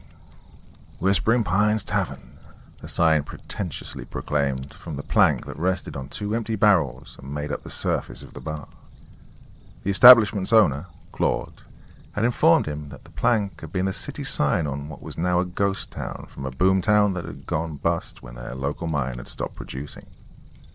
It had been incorporated into a sledge and then repurposed for a bar top on which he'd added the word tavern. The plank had travelled from wherever it had been felled to the mill, to a town, then to a jury-rig sled maker, then up this little mountain. Quite a journey for an old knotty pine. He felt that it served its purpose nicely, and was sure that its final service would be to feed the fire in the central hearth of the little saloon. Flynn told the story to himself in more poetic terms than Claude had rendered it, to make it memorable. He saw the door to the back room swing open, and a grinning miner emerged, followed quickly and quietly by a young woman, girl really, of the First Nations, possibly a Cochin or a Hon. She shuffled over to Claude at the bar and spoke with him. Flynn knew that this was to determine whom she would service next, and to ensure that Claude had the money before she escorted the next John into the back room. 4 women had to service around 50 miners. Claude liked to say that the 5th hole that made it 10 to 1 was the mine itself. Luke Preston, the owner-manager of the mine operation, kept promising to bring in more women, but the mine kept everyone busy enough. The locals probably wouldn't like the way their women were used, but other than these 4, Flynn hadn't seen any native people in the vicinity. Strange. The first big storm of the season struck before Flynn managed to clear out and head back to civilization. So he now sat in the warmest building, the gathering hall / office / church / quarters for Luke. Well, it wasn't much larger than the saloon, but contained only 1 room and log benches, although one corner was covered by a hanging curtain. Luke stood at the front of the room. "All right, folks, we're getting to a point where we'll need more equipment. The main vein looks like it may go on for quite a piece. Plenty for us all to be wealthy. However, we have to survive the coming winter. We've laid in a good supply of food and dry goods and ammunition with which to hunt. Plenty of blankets and furs and boots. Look out for one another and, He paused, and his gaze went distant for a moment. And, don't go chasing out into the forest if you hear queer sounds or, voices. There was a general questioning rabble of comments and questions, and he held up his hands for silence. Yeah, the wind makes some crazy odd sounds. It can fool you, like a mirage in a desert. The night birds are strange too. Now, I haven't told this tale often. The team I led to look into this cavern was, well, we had some misadventures and they were killed, including my business partner, Charlie Le Pen. We were down on our luck prospectors, too late to the dance for the Klondike rush, but we ran across an old Cochin down in Whitehorse. He told us about a haunted mountain that was full of gold. For a bottle of whiskey, he went from giving us dire warnings to giving us directions on how to find the place. Once I got the mining company started, I bought his daughters, so he was able to achieve his lifelong goal and drink himself to death.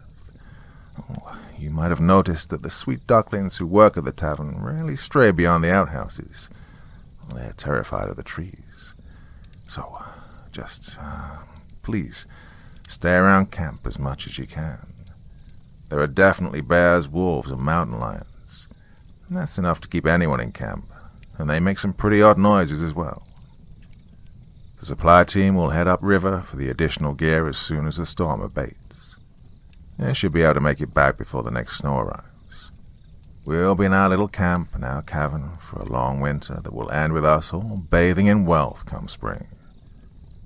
For those last few of you to arrive, the settlement and the corporation is called Clementine's Folly.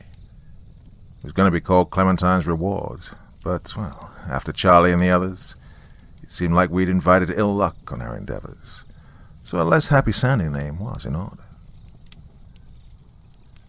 Roll she ducklings to the water every morning just at 9. Struck her foot against a splinter, fell into the foaming brine. Winnie scrubbed her sister Dottie's back. Their sisters had already bathed. They used the same tub, and the water had cooled to a little below tepid.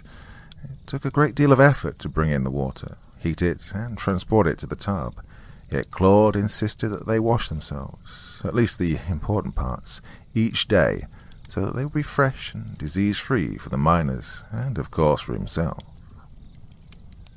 The young women shared the work as they shared the burden of their primary trade. Claude gave them a fair amount of food and ensured that they had what care he could provide, with the promise of severance pay when the mine ran out of gold.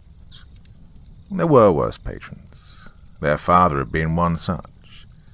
Before he'd fallen so far into the depths of alcoholism, he taught them about their people and customs and legends. They knew that the place in which they'd found themselves was cursed, haunted by an ancient and evil set of spirits, the Wendigo, who'd started life as human cannibals. They rarely ventured outdoors and never alone. Besides the supernatural fears, they were each concerned that they would be accosted by the miners. While inside the tavern, the men behaved themselves or faced Claude's considerable wrath, soon to be followed with the firing by Mr. Preston. Yet outdoors, with no witnesses, well, there was no one to take their part.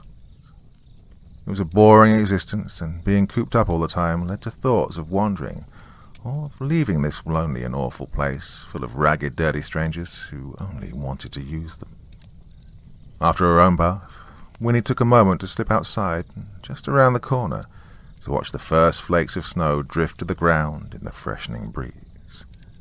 The cold air gave her a slight shiver, and led her to nostalgic thoughts of her childhood, when her mother still lived, and her father lived outside the bottle. She heard whistling out among the trees. Not the distinct call of birds, but rather a breathy, mournful sound. It soon turned to a light, almost inaudible chant, and then evolved into something coherent. "Come, child." Winnie started when she realized that she'd heard actual words inserted into the pauses in the chanting. "Come." The voice, a woman's, rattled in her senses. Her shivers turned to shudders of horror. This had to be a spirit, and if it was, it had to be evil, since it was in this place. She started to turn, to rush back inside to the comfort of her sisters and the warmth of the central hearth fire. Yet there was a longing in the sounds that wafted among the ever-thickening snowfall. A miserable loneliness that echoed her own. "Sweet child, come," the voice entreated. At last, she did. She took a few hesitant steps forward, down the short lane between the last few tent cabins in this part of the encampment. She'd be fine here, among others, even though they were unseen and mostly unheard, as they sheltered in their little dwellings. The wind increased. She knew that soon Dottie or one of her other sisters, Nana or Naka, would come out and call her back inside, back to the miseries and the dirty men. The voice had begun to sound like a much nicer option, a comforting presence that sounded so much like Mother. Yes, that was Mother calling. It had to be. No one else would care enough to comfort her. Yes, sweet child, come. The voice penetrated the new whistles of wind that now accompanied the eerie, whispering trills that had first caught her attention. She was now past the last of the structures made by the outsiders. She was under the welcoming trees. She was inside the forest of fear that felt like, well, like home. Ruby lips above the water, blowing bubbles soft and fine. But alas, I was no swimmer, so I lost my Clementine. We gotta find her. She's outside in the snow. I looked in the outhouse. She ain't there. I saw some tracks heading out to the woods. Oh, the snow is getting bad. She'll get lost. Dottie entreated her sisters. Nana looked at her head in annoyance. Winnie's always getting stupid notions, but even she ain't stupid enough to walk off into the trees when a storm's starting. She's probably with one of the miners. Maybe they offered her a nugget, or she took a shine to one, or they took a shine to her. Nakar giggled. It's true. Few of them are decent enough, and not just bucking ponies in the sack. Some even wash themselves. Dottie assumed a worried expression. We gotta tell Claude. He'll help. He don't want nothing to happen to us, especially Winnie. She's his favorite. Nana's expression soured further. Now listen, fool girl. We don't want Claude to get upset. He's promised us that when the mine plays out, he'll give us a cut and we can go on our way, free and clear. Winnie's flighty, but she ain't stupid. She'll just have to work harder until the snow stops. She can make it up to us by taking on some of the rougher men tomorrow. Winnie had followed the voice until the camp disappeared from view behind her. And then she saw it. The towering presence, all spikes and antlers. The elongated features loomed towards her and the mouth gaped open. A hideous wail issued from the depths of that orifice as bony hands seized her from either side and a filthy palm settled over her mouth. They lifted her as she thrashed and struggled to free herself, or at least break free long enough to scream for help. Yet those bony hands were many and strong. She lost track of time and sank into a miserable stupor. She felt warmth, and her head cleared enough to take in her surroundings. Faces surrounded her, both male and female. A few wore disturbing grins, full of filed fangs that bespoke foul appetites. They stank, and many of the eyes rolled into madness. Eventually a male, taller than the rest, approached and yelled at them. His language was clearly related to her own, as well as English and French, though he spoke in a nearly unintelligible manner. He loomed above her and pounded his chest. Rokcha. That was her introduction to her new mates, the leader of this faction of the tribe with a name none of her people would willingly speak. Wendigo. Where's your sister at? Where's Winnie? Claude menaced Dottie, upset with the silence from her sisters and her. I don't know. We looked for her when the snow started, but we couldn't find her. Dottie stammered, and her sisters looked around in panic, huddled on the edge of the cot nearest the main room. If you told me, I could have taken some men and gone out to find her. Now the storm is dumping snow. Who knows for how long? He shook his head. We got men lined up ready to go, and only the three of you can take care of them. He looked at each of them in the eyes in turn and then shouted, Get to it, you lazy slobs. The snow was early in the season and not too deep once it had stopped falling by noon on the following day. Claude, true to his word, took two of the camp men who typically hunted to supply meat for the denizens of Clementine's Folly and struck out into the forest. Dottie had wanted to go. She pointed out the last known direction of travel for Winnie, yet Claude had told her to stay put before he tramped out to look for her favourite sister, the only one who cared about her in this world. Claude, a determined look on his face, called his companions to notice. See here, tracks. They lead towards, well, deeper into the trees. Yeah, it's pretty dark in there. The hunters agreed, and they decided to take out their firearms in preparation for action should the need arise. They continued their trek, which led along a circuitous route toward the same area as the cavern entrance of the mine through the ever-darkening shade of the forest. None of them commented that the snow had fallen after the girl had left the camp and would have covered her tracks. Presently, Boudreau, a large man who favored a bright voyageur's cap, grunted. Something out there, eh?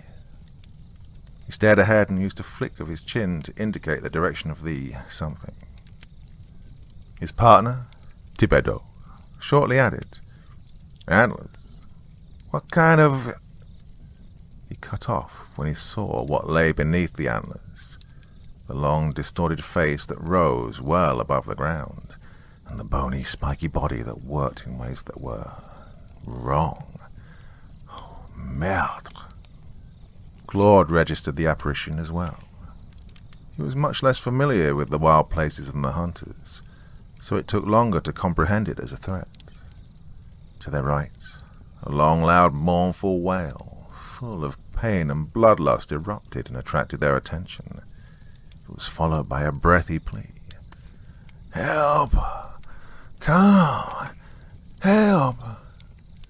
Oh, that was Winnie, Claude exclaimed, and took several steps towards the calling voice. Boudreau and Thibodeau called out as one. Stop! And Boudreau added, It's not her. Claude continued to look toward the point from which the voice had initiated. I don't see it. He was interrupted by the female voice once more. Help! Need help, now. He charged forth into the heavy foliage and called, Winnie, I'm coming, girl. Boudreau chanced to look at where he and his partner had observed the strange being. It was no longer present. He nudged his partner. Come on, let's catch the fool.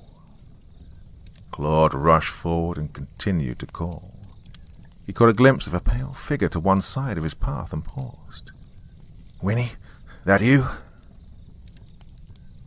He felt the hard impact on the back of his skull, and then secondary impact from when he landed on the snow-covered ground. But afterwards, he felt nothing more. Thibodeau called to his friend.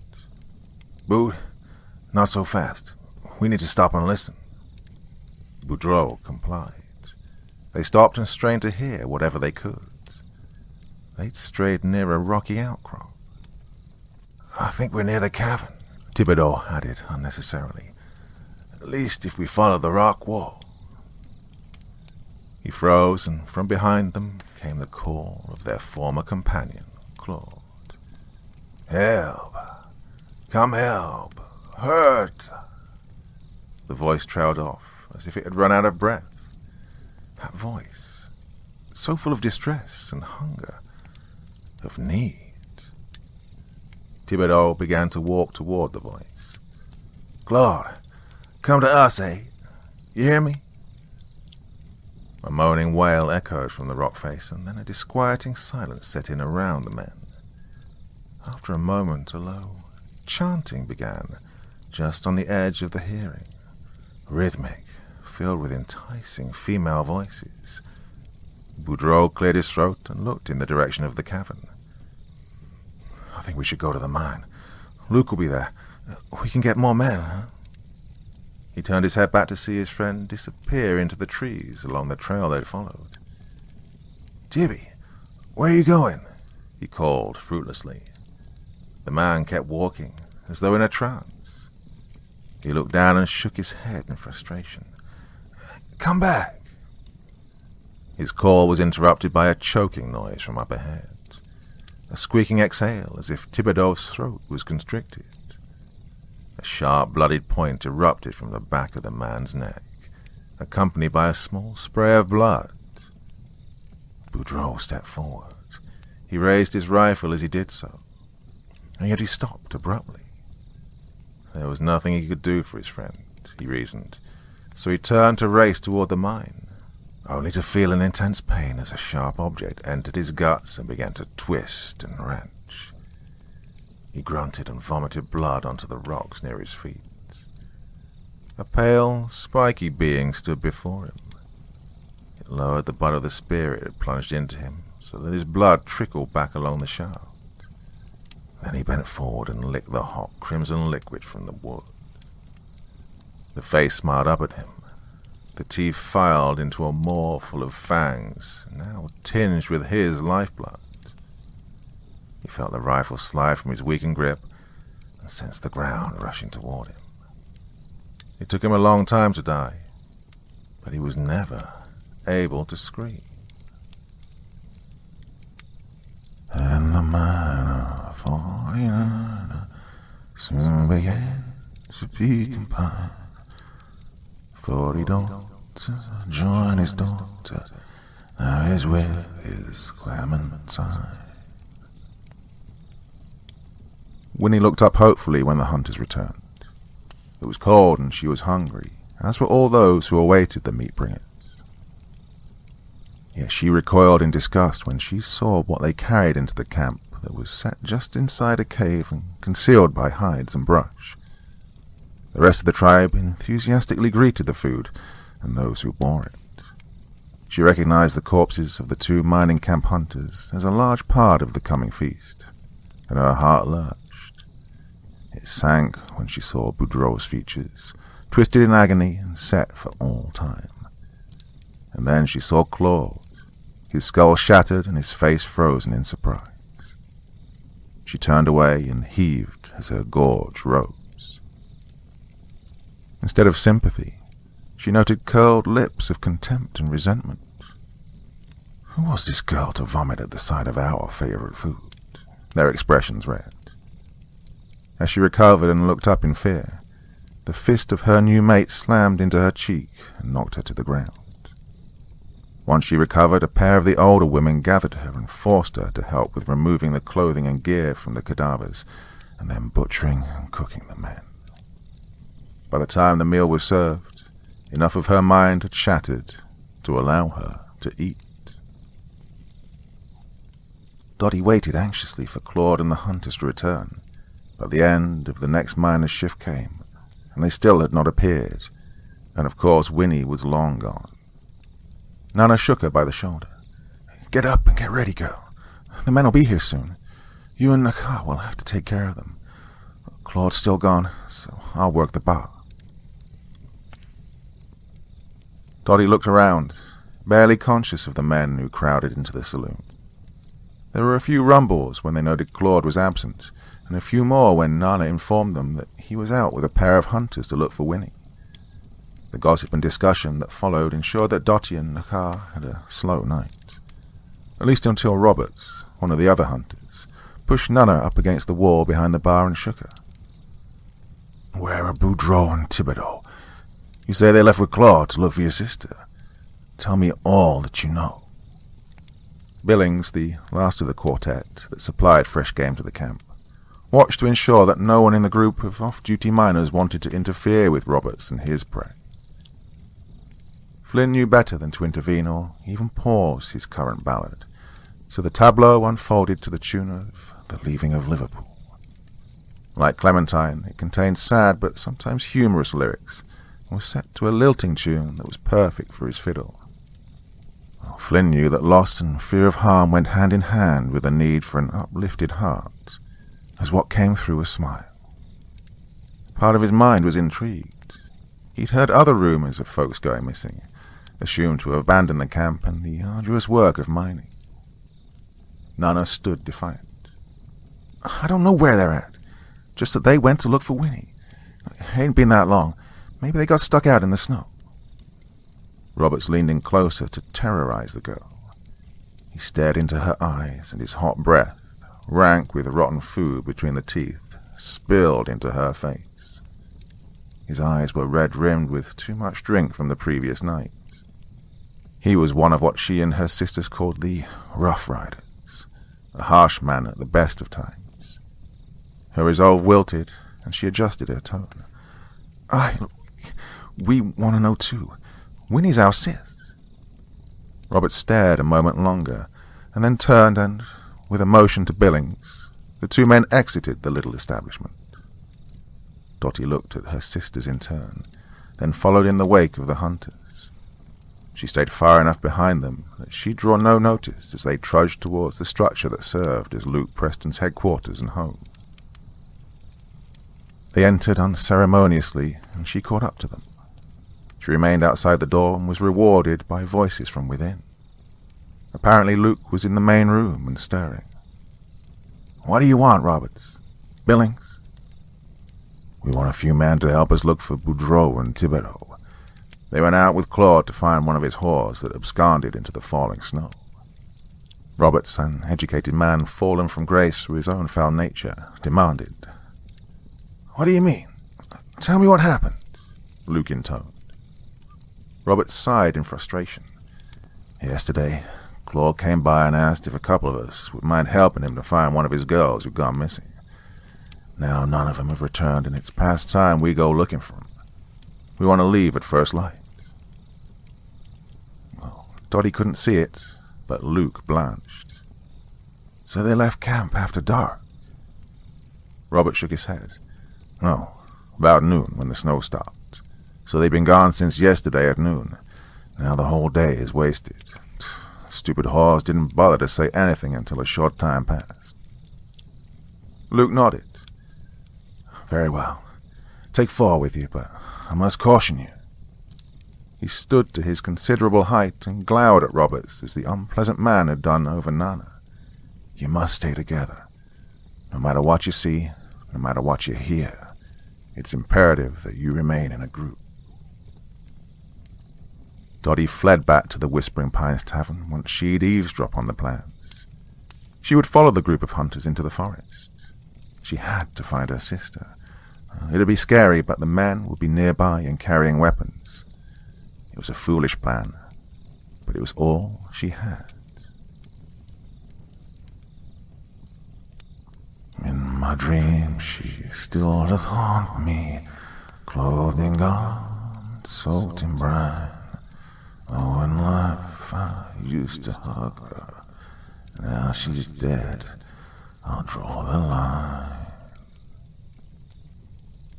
Nokcha adjusted the straps on his costume. He was still strong, despite long, hard years. Yet lately, each time he hefted the construct onto his shoulders, it felt heavier. He pulled at each control to ensure that the puppet worked and would be suitably terrifying to the outsiders, the prey folk. The hunters stood around checking their weapons for any flaws they may have missed, and ensuring that each edge was sharp, and each bludgeon firmly affixed to its handle. He was proud of the current crop of warriors. They were not intimidated by the large number of outsiders, and understood that the extra food would be helpful with the coming winter. Well, despite the readily available food source, they would have to create panic in the settlement to get the outsiders to leave. This group was too large to handle for too long, and had taken over a prime winter camp space for the tribe. But the meat would keep with the coming cold. His new mate was coming along nicely. She'd not been overly frightened when he'd used her. She was young, and he hoped to get some living children inside her soon. The tribe needed some fresh blood in its lineage. He surmised that the outsiders would come with a more numerous party this time, and he looked over the Nokwa to ensure that the Death Walker puppeteers were ready. It'd soon be time to play the hunting game, the eating game. Let's face it, the whole bunch is likely dead or absconded, Billings pronounced as he and Roberts awaited the rest of their party. Our huntsman companions are competent enough, but there's something stalking these woods, this entire area, he shuddered. Billings nodded. "I know, we've all felt it, heard the noises, the whispers, and the calls. Certainly not animals. Not even birds make such noises. Almost makes one believe the tales of the locals about this place being haunted. Almost. They may have succumbed to misadventure or been forced to flee deeper into the wilderness. Perhaps they took the girl and fled the area altogether. Though, that just doesn't feel right. Neither of them was a coward, especially Boudreaux. He cut off as the other 4 members of their party arrived, accompanied by a 5th following shortly behind. "Where do you think you're going?" he asked the 5th person. Flynn shrugged. "Well, I heard about the search party. Thought I could help. Well, in addition to being an extraordinary musical talent, I'm a fair tracker and hunter, as I've often had to feed myself as I travel between settlements. Besides, everyone's stirred up and no longer paying tips for my tunes. Might as well do something useful until the snow clears and I can get back down the mountain. I should have gone with the supply group, but..." He shrugged in the manner of a man who'd let yet another opportunity pass and was accustomed to the feeling of failure. Roberts glanced at Billings, who shrugged. "More hands won't hurt." Roberts nodded and looked at each of the men in turn. "I know you lot are volunteers, but I must caution you. Billings and I are in charge of this party.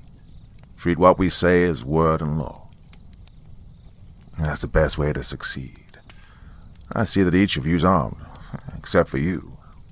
He looked at Flynn. "Did you bring your bow and Rosen back in case of a fight?" The other men chuckled, and Flynn grinned as he moved aside his heavy coat to reveal a large, framed .44 caliber revolver and the handle of a large knife mounted on his belt. "Someone has to be ready for close-up work," he said as he refastened the garment. Roberts made a sour face and led the men into the forest, following the last known trail of the search party and the missing girl. Behind the last man, a slender figure in furs flitted from tree to tree and followed their trail as her father had taught her before he fell into malaise and strong drink. Nokcha placed himself so that the leader of the band of outsiders would see him. He was prepared to quickly dart into cover while others distracted the prey folk. They would lead them to where they'd ambush the other group, and along the way attempt to draw away a few of the searchers, one at a time to make it easier to handle them, and to better sow fear among the rest of the party. The young hunters were hidden and prepared to begin their whistles, while the full-fledged adult hunters prepared to chant and add to the enticing noises. He and the Nokwa would give voice to the calls of the lost. The hunting game was familiar to each of his party. They would feast for a month without having to hunt other game. When the dark-hued man who called out front of the prey folk reached the right place, he started the game. He called out in a voice that was a fair mimic of one of the previous trio of the searchers. "Helper! Hurt!" Billings, out in front of the rest of the party, heard a low, plaintive call from directly ahead. It sounded a little like Claude. He was unsure, so rather than alerting Roberts and the others, he increased his pace so that he could determine that it was. Perhaps the search would be a short one, he thought happily. The voice sounded again, more to his left. He adjusted his direction and again picked up the pace. It sounded like Claude, but in distress, perhaps injured. Off to his right, along the original line of travel, he glimpsed a tall figure through the limbs of the trees. Pale. Spiky. He paused for a moment, and the javelin took him in the throat. A hard object struck him in the side of the head. Within seconds there was nothing left but a spray of blood that was brushed by evergreen needles to leave a reddish-brown smear in the fallen snow. "Bill, slow your pace. I've lost sight," Roberts called out to his favorite of the trio of hunters he managed. There was no answer, just a breeze that accompanied the lowering clouds above. The clouds that presaged more snow to come. Roberts halted the party. A couple of the men started to ask what was happening, but he silenced them. "Listen." Except for the soughing of the breeze through the trees, there was absolute silence. Nokcha grinned in satisfaction. The hunters had done well in taking one of the leaders of the party. Now the others would be indecisive, worried for their friends, distracted. He ensured that the hunters had moved away from the area quickly and as quietly as possible. This was a time for the outsiders to face silence, so that when the sounds of the hunters and Nokwa began again, the party would divide and be lured to their individual dooms. And so it went throughout the day. Their next victim paused to relieve himself while the rest of the party advanced. They baited 2 more into wandering into the woods. The tall one with the bright red hair had tried to stop the second one from leaving, but failed. That one had alerted the lead outsider when he fired the big pistol into the trees, and then they come into the trees as a group. Nokcha feared that they'd learned their lessons, and the hunters were forced to leave behind the meat, so he called off the hunt. It was time to spread terror in the main camp where the diggers removed the pretty yellow rocks from the cavern, the place where his tribe wanted to spend at least part of the winter months. Besides, he wanted to pause long enough to take a good look at the new prize, the one who'd followed the party of outsiders, who looked something like his new mate. Perhaps he would give her to his best Nokwa. Black Cat Petipa was tired. He'd worked his entire shift, then gone to the Whispering Pines to have a romp with Nana. After that and a few drinks, he was ready to sleep. As he neared the cabin he shared with one of the other miners, he heard an odd noise that came from the trees at the edge of the camp. A strange, whistling sound, just at the edge of the hearing. Probably just the wind in the firs, he muttered. Fatigue getting to me. Maybe too much booze. Come, look. Nice. You could definitely make out that sound. Like the Hoare sisters, maybe Winnie or Dottie. Too sweet for the other two, but somehow a little sickly. Well, he knew that 2 girls were missing. The entire camp knew that by now. Maybe they were lurking out in the woods, maybe hurt, maybe just in need of a break from all the miners. Well, he'd try to be kind to them. Maybe he should go see. He sighed wearily and trudged toward the sound of the voice. After losing the 3rd volunteer, Roberts turned the party back towards Clementine's Folly. They'd lost Billings and 3 others, and were now down to 3 of 7. He'd planned to stay out all night, but he knew that whatever was stalking them would finish the job if they failed to seek reinforcements. Well, they'd found the body of Archambault, leaking out the last of his life's blood into the snow. He considered staying out to look, but Flynn had talked him out of it. This man had good sense and appeared to have a cool head. That was the role that Billings had filled, though the man had been his friend and rarely attempted to rein in his reactions. Flynn had missed, but at least he'd drawn and fired a few rounds on their behalf. Give us a song, Flynn. We need cheering up, and our friends out among the trees need to hear the songs of others for a change. Let them hear a terrible voice chanting. Flynn was a little surprised, but then chuckled. I hope my voice is not as bad as all that. He cleared his throat, took a sip of water, then cleared it again, then cut loose with The Minstrel Boy, in hopes that it would rouse the men of the party to stay alert and keep their courage close to hand. It seemed to be efficacious, and after a few hours of straight trudging without being slowed by attempts to track, they made it back to the edge of the settlement. They headed straight for the Whispering Pines Tavern. Every man in the group wanted a drink. But yet they saw a gaggle of bodies at the meeting hall and heard a rumble of voices. There were too many bodies. It was clear that no one was currently in the mine. They were all present for the meeting. As the new arrivals pressed into the crowd, Roberts led the way. Many of the miners feared the hunter and stepped aside for him. As the group made their way inside, they could hear Luke Preston from where he stood on a crate at the front of the building. I agree. The supply party should have been back today. If we don't hear from them by the end of the day tomorrow, we'll send out a search party. He noted the new arrivals and registered the haunted look on the face of the chief hunter. Speaking of which, Roberts, where is Billings? He looked at the three men who stood before him. For that matter, where's the rest of your party? We lost him, and 3 others. We turned back to get more men to help search. We told him what you said about going into the woods. Well, Billings heard it from you directly, but it was as though they were under some type of spell. The eldritch chants and calls led them to their doom. We arrived in time to find the body of one of the men, Stanton, but he was already dead. Billings and the other men simply vanished. There was a great deal of discussion. It seemed that Dottie and 3 miners from the camp were missing. There were signs that 2 of the miners, who'd shared a tent, had met violent ends, though no one had observed an attack. In the end, Luke decided to send out a dozen searchers to find the supply team. He set watches, but determined that work in the mine would continue while they resolved the threat. How I missed her, how I missed her, how I missed my Clementine. Then I kissed her little sister, and I forgot my Clementine.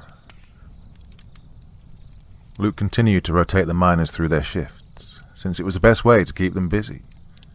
He took turns digging and sifting as well. He preferred that to standing watch. As the latest shift wore to an end, he realized with a sinking heart that the supply party had not returned, and he would either have to assign or lead a search party for them. He took his current load to the sifters and returned his tools to the storage racks, then wearily made his way to his office home.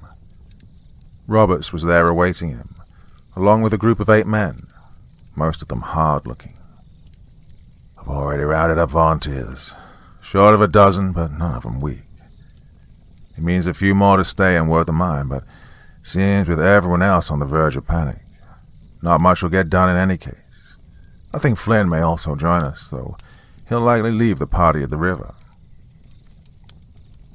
We'll go to the landing and wait for 3 days.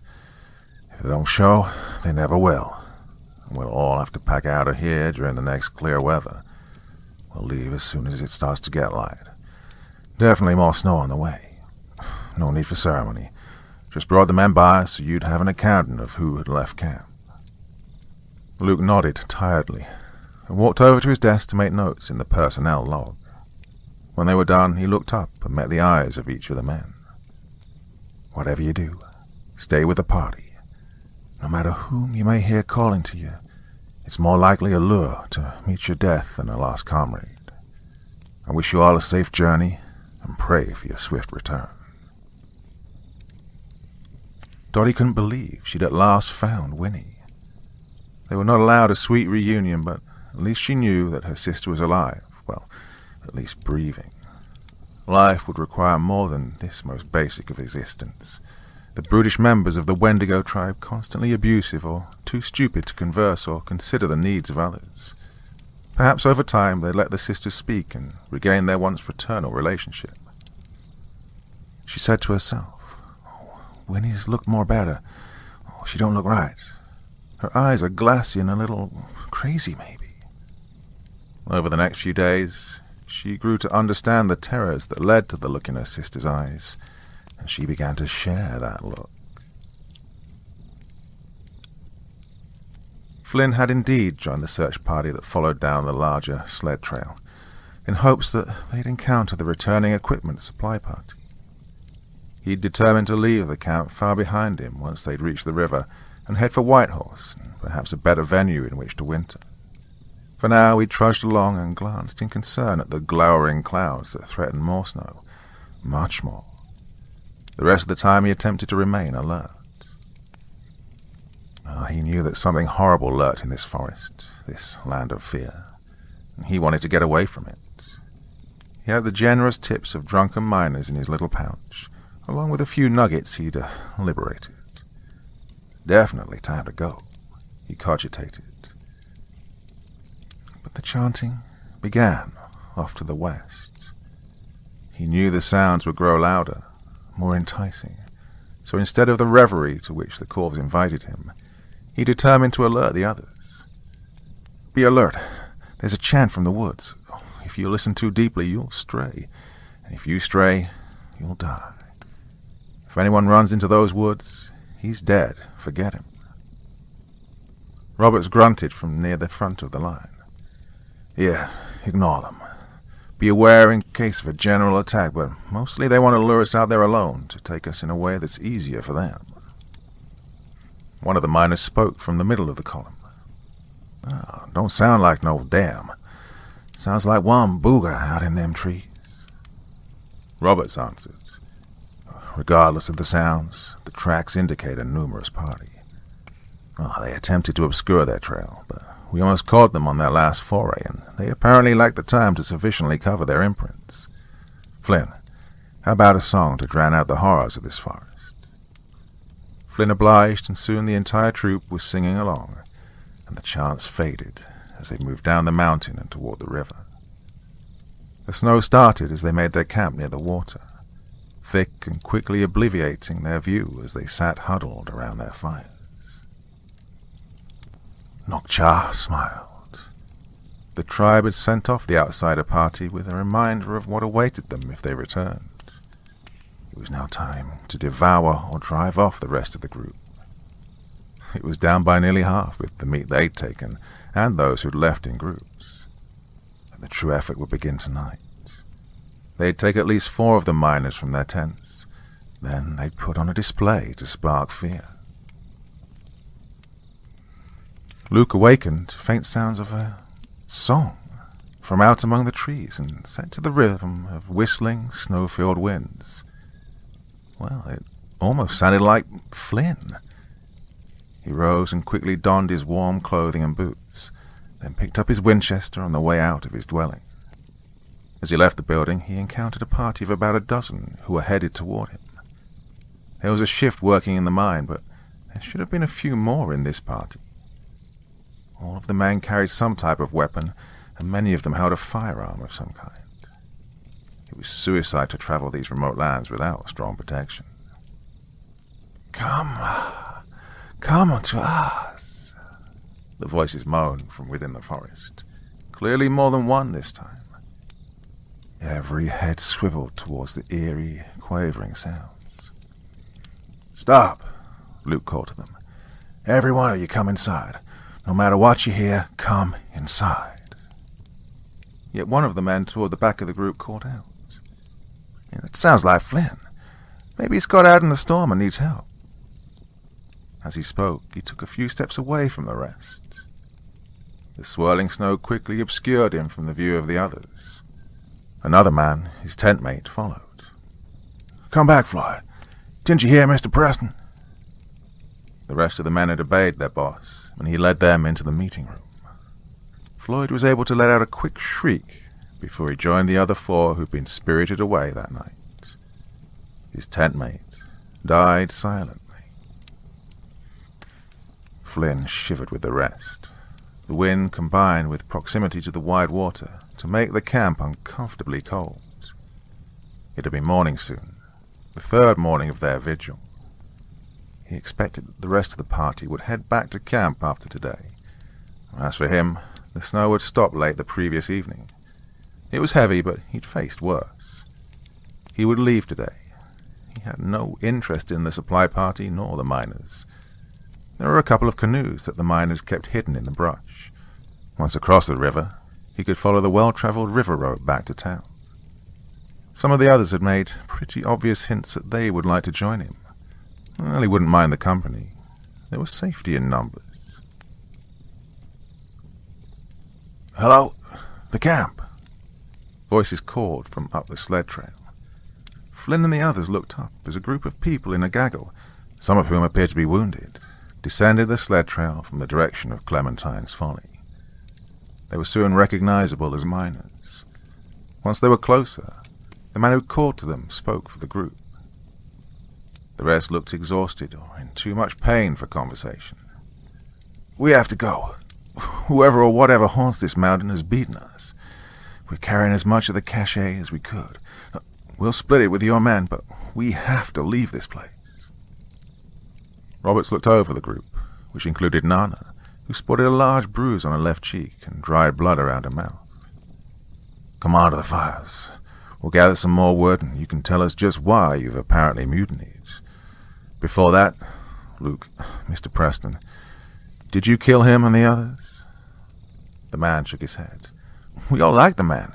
The deal he gave us to help him mine was uncommonly generous. It's just, well, we can't spend it if we're dead." Later, around the fire, the spokesman, Castor, took up the tale. "We stayed in the meeting house until the next morning. Then we searched the camp. None of the miners had returned, but we found the girls at the tavern, the two who were left. Anyway, Luke rounded up the entire bunch and herded us into the mine. The shift members were still there. We all gathered and took account of what we had by way of supplies. We carried all we could to the mine. Mr. Preston led us and set up a little fort at the front of the cavern. We set up watches. Everything went fine for a while. And then the chanting started again. This time it echoed throughout the cavern, like some sort of tortured spirits. The girls curled up together and cried in fear. Some of the men may as well have joined them." He'd sunken further into the memories as he spoke. Then he looked up. The sounds were no longer coming from the forest. They were all around us. We knew that we had to make a break. The mine was the source of the haunting. We tried to convince Luke, but he wouldn't have it. We took a handful of volunteers to the deepest part of the mine. While they were gone, the rest of us broke into the ore store, shouldered our supplies, and left. He shuddered. They came back up to the entrance, and we had a fight. I don't think any of them was hurt too badly. He looked away as a rumble like distant thunder sounded from up the mountain, and all heads swiveled to investigate. Robert spoke first. "Oh, that wasn't thunder snow. We all know that sound. That was a deliberate blast from TNT. Oh, my darling, oh, my darling, oh, my darling Clementine. Thou art lost and gone forever. Dreadful sorry, Clementine." Luke and his last 4 miners had gone deep into the mine. He needed to work to allow himself to think. His enterprise was crumbling, just when they began serious efforts to extract from the mother lode vein. It was admittedly nerve-wracking to listen to the odd voices, but he was convinced that it was just wind moaning through the mine from some hidden breach or perhaps an underground stream. He knew that horror resided outside, in the forest. Of that he had no doubts, yet the cavern had always been safe. Well, the others had been skeptical, but he felt that if his small team could retrieve enough pure nuggets, the others might be convinced to return to work. It'd just take patience. He pounded the flow of golden delight until it rang. He noted an odd echo, a pounding sound from the other side, as though there was a mirror Luke hammering the other side of the main, behind the wall. He stopped to listen. It wasn't an echo, but rather an independent thump. He took a step back from the wall and looked. After a few more thumps, a small spray of rock splintered and struck his chest. The head of a rusted pig protruded slightly from a small hole in the wall. It had been breached from the opposite side. He called out to the other men working around him, and they soon surrounded their boss, curious about what he may have discovered. Tucker bent to look through the newly made aperture. A red-rimmed eye blazed through and looked back into his. It quickly disappeared, and he stood, blinking dumbly until the tip of a javelin pierced his eye and drove into his brain. As Tucker's limp form collapsed, the miners fled. Luke called for them to remain and stay calm, but he may as well have shouted at the storm outside to stop the snow from falling. He walked after the rapidly disappearing figures as they faded into the black gloom and towards the light and air of the upper world. There was no point in running. He carried his pick and a lantern. As he drew closer, he heard disturbing sounds Sounds of fighting. He picked up his pace, and as he rounded the last curve that blocked the outside light, he saw the silhouettes of two groups struggling against one another outside the safe storage. It was where the partially worked gold was stored. A small grotto off the main cavern that he had secured with a sturdy log door with heavy metal hinges and a clasp he'd brought from Whitehorse in anticipation of the need for security. The light from his lantern revealed that the storeroom had been broken open with heavy tools. A few figures lay sprawled about, clearly wounded, and one or two appeared to be still in final poses. "Stop! Stop this madness!" he shouted to little effect. He caught movement to his right and raised the pickaxe in time to stop a heavy shovel scoop from braining him. The man who wielded it was one of those who decided to leave. His eyes were now wild with fear and fury, and he drew back the shovel for another swing. Luke was faster and buried the pick in the man's chest. He attempted to pull it free, but the curvature had caused it to catch in the man's ribs. The meaty resistance to his tug would normally have made him sick, but his blood was up, and his body pumped adrenaline as quickly as it could. The man managed to bug out his eyes even more before he collapsed, feebly attempting to raise his hands to the metal tool that had pierced his heart and ended his life. Luke had no time for him. The miners who'd chosen to leave overwhelmed the last of the faithful five, as he thought of those who remained to help him, though with the loss of Tucker, he supposed it was the faithful four now. He stepped back from them, and one gritted out a warning. "You best stay back, Mr. Preston. We all like you. You're a good enough boss man, but not even gold is worth dying over." Luke's shoulder drooped, and his chest heaved with deep, heavy breaths. "Go on, then. Take your share. Just leave some for these other men. The real men who kept faith." Well, there were some growls and rumbles of anger at his insults, but pragmatism won out, and the erstwhile miners scrambled to take what they could carry and made their way to the cavern exit. Luke roused his four remaining friends. "Come on, help me with the other contents of the safe."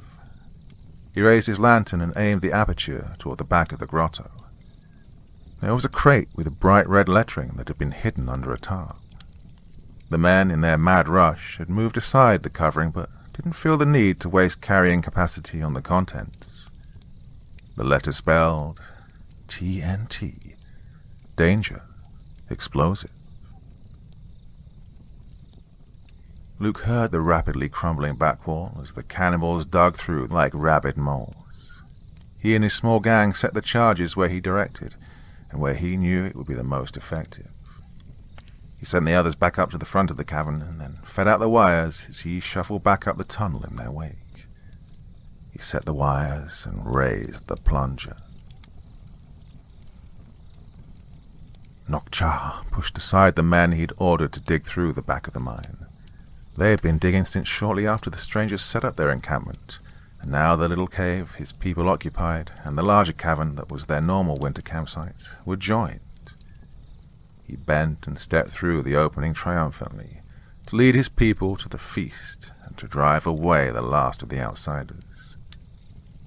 There was no one living to greet him, just a thick vein of yellow ore that spread up the walls of the cavern, and the now cold carcass of Tucker.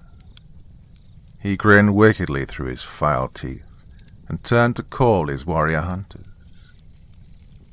Then a loud, deep boom sounded, followed by the thunderous noise of the cavern as it collapsed. Luke and the others met in the gathering hall.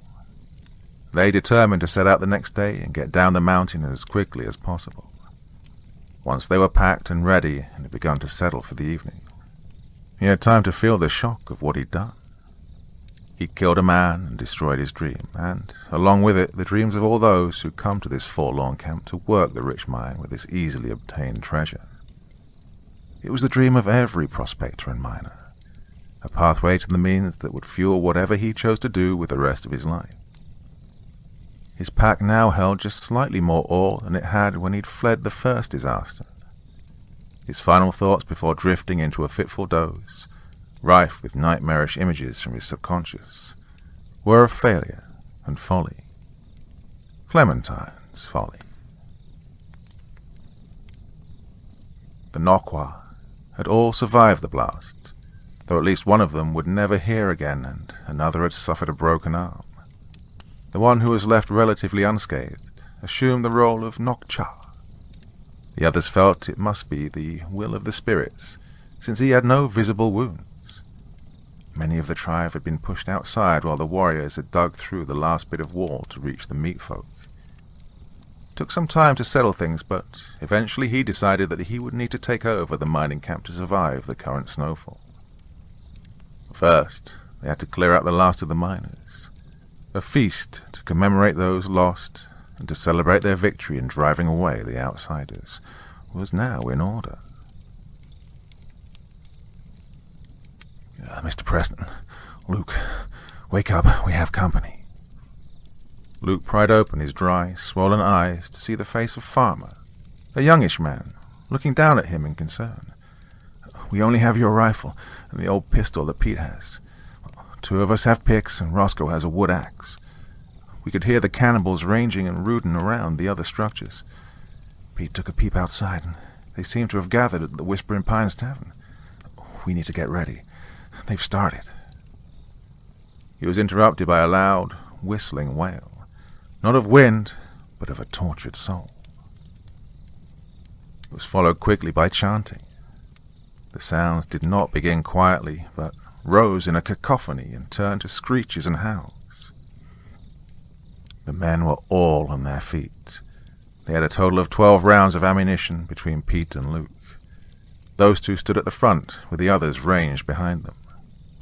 The outer door slammed open, and the inner door rattled furiously. "Let us in," the voice of Robert screeched. The door splintered, shots rang out, and people screamed in fury and agony. The fight, to the finish, was joined. The next morning, the equipment supply party floated into sight. Flynn was relieved. They'd need all of the rafts to make it back to Whitehorse, with the swollen ranks of refugees. Yet they would make it. There'd been no sign of Luke, Preston, or the others, so shortly after noon, they began to ferry people across the river. They'd take the large trail that passed as a road back to the town. He looked around at the shattered faces, a couple of them literally broken from the fight in the mine. He noted Nana looking back up the slope. They'd be in the last party to cross. "What are you looking at, girl?" She didn't answer at first, and he realized she was likely looking with some last shred of hope to see her sisters. Nakar had never made it to the river. She'd left the party along the way and had never returned. He was a little startled when Nana finally answered. "The old man of the mountain is watching from behind those trees, making sure we leave. Probably best we never come back." Flynn assumed that she meant some native superstition, a forest spirit. He took her by the arm.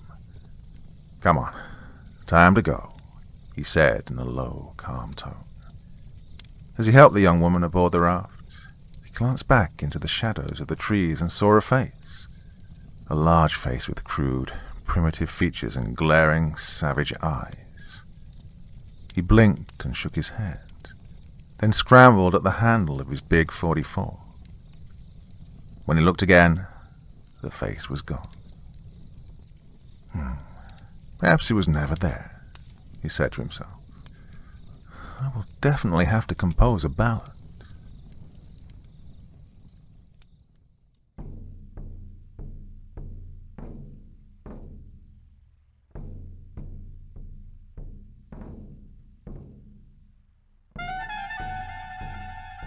And so once again, we reach the end of tonight's podcast.